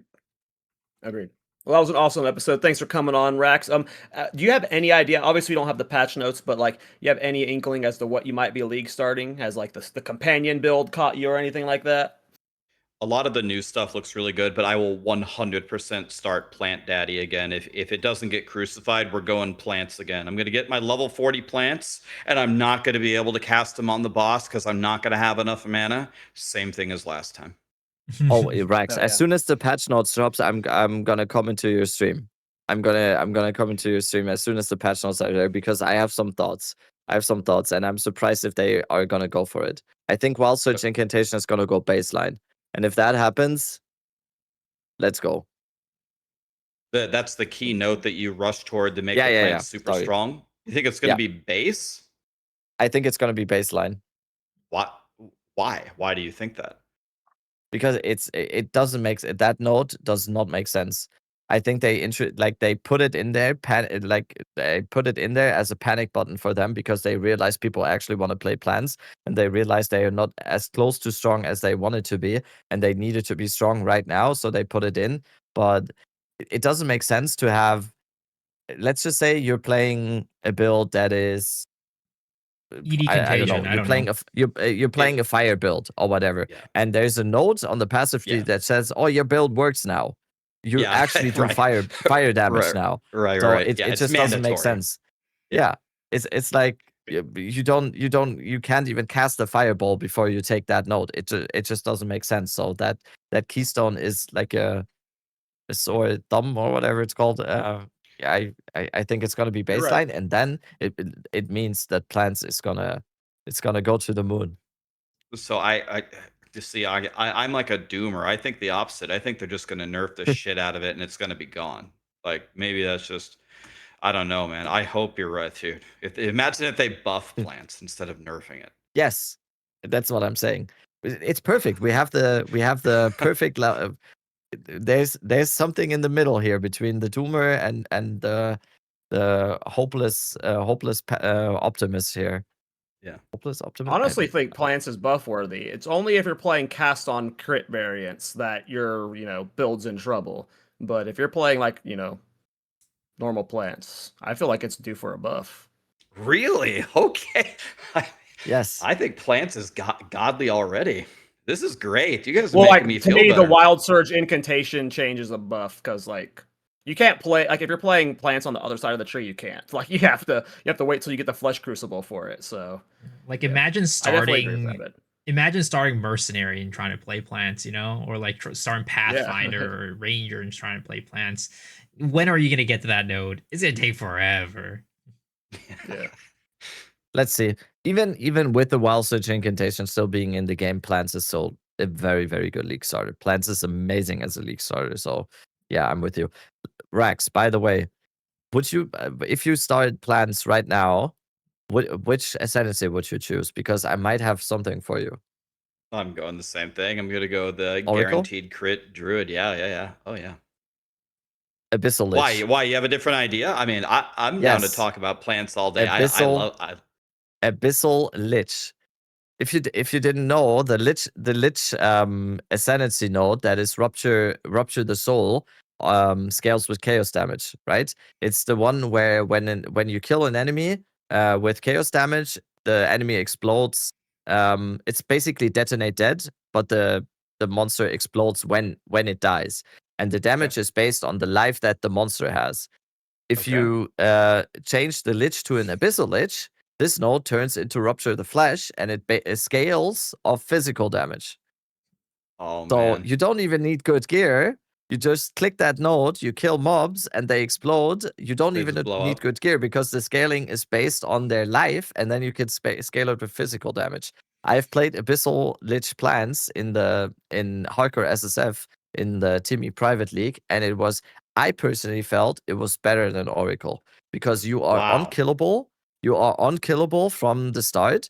You don't really need the guaranteed crit because in the end, you're not really that dependent on cast on critical for your damage. You can still add it as an Abyssal Lich with Detonate Dead.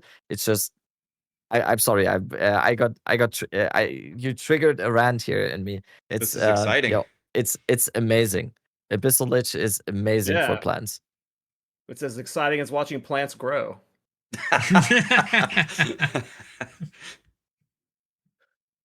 I'm not a plants fan, but I do think it's buff worthy for sure.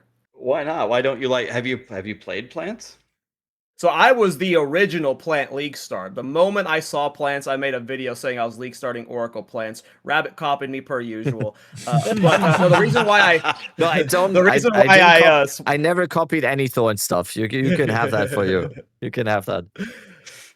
The reason why I swapped off of plants is like I had a weird fantasy of plants like when I was really joining to do it. Like I was gonna be like Stardew Valley and I had like a garden, and for some reason, like I thought there was gonna be like 5 plant skills, and we got 2, and I was like, oh, I don't want to do just 2 skills. Like I had a very specific fantasy of like growing roses, like 8 different plants, and it's just 2 buttons. That's what it made it. It's just EDCon. It's physical EDCon.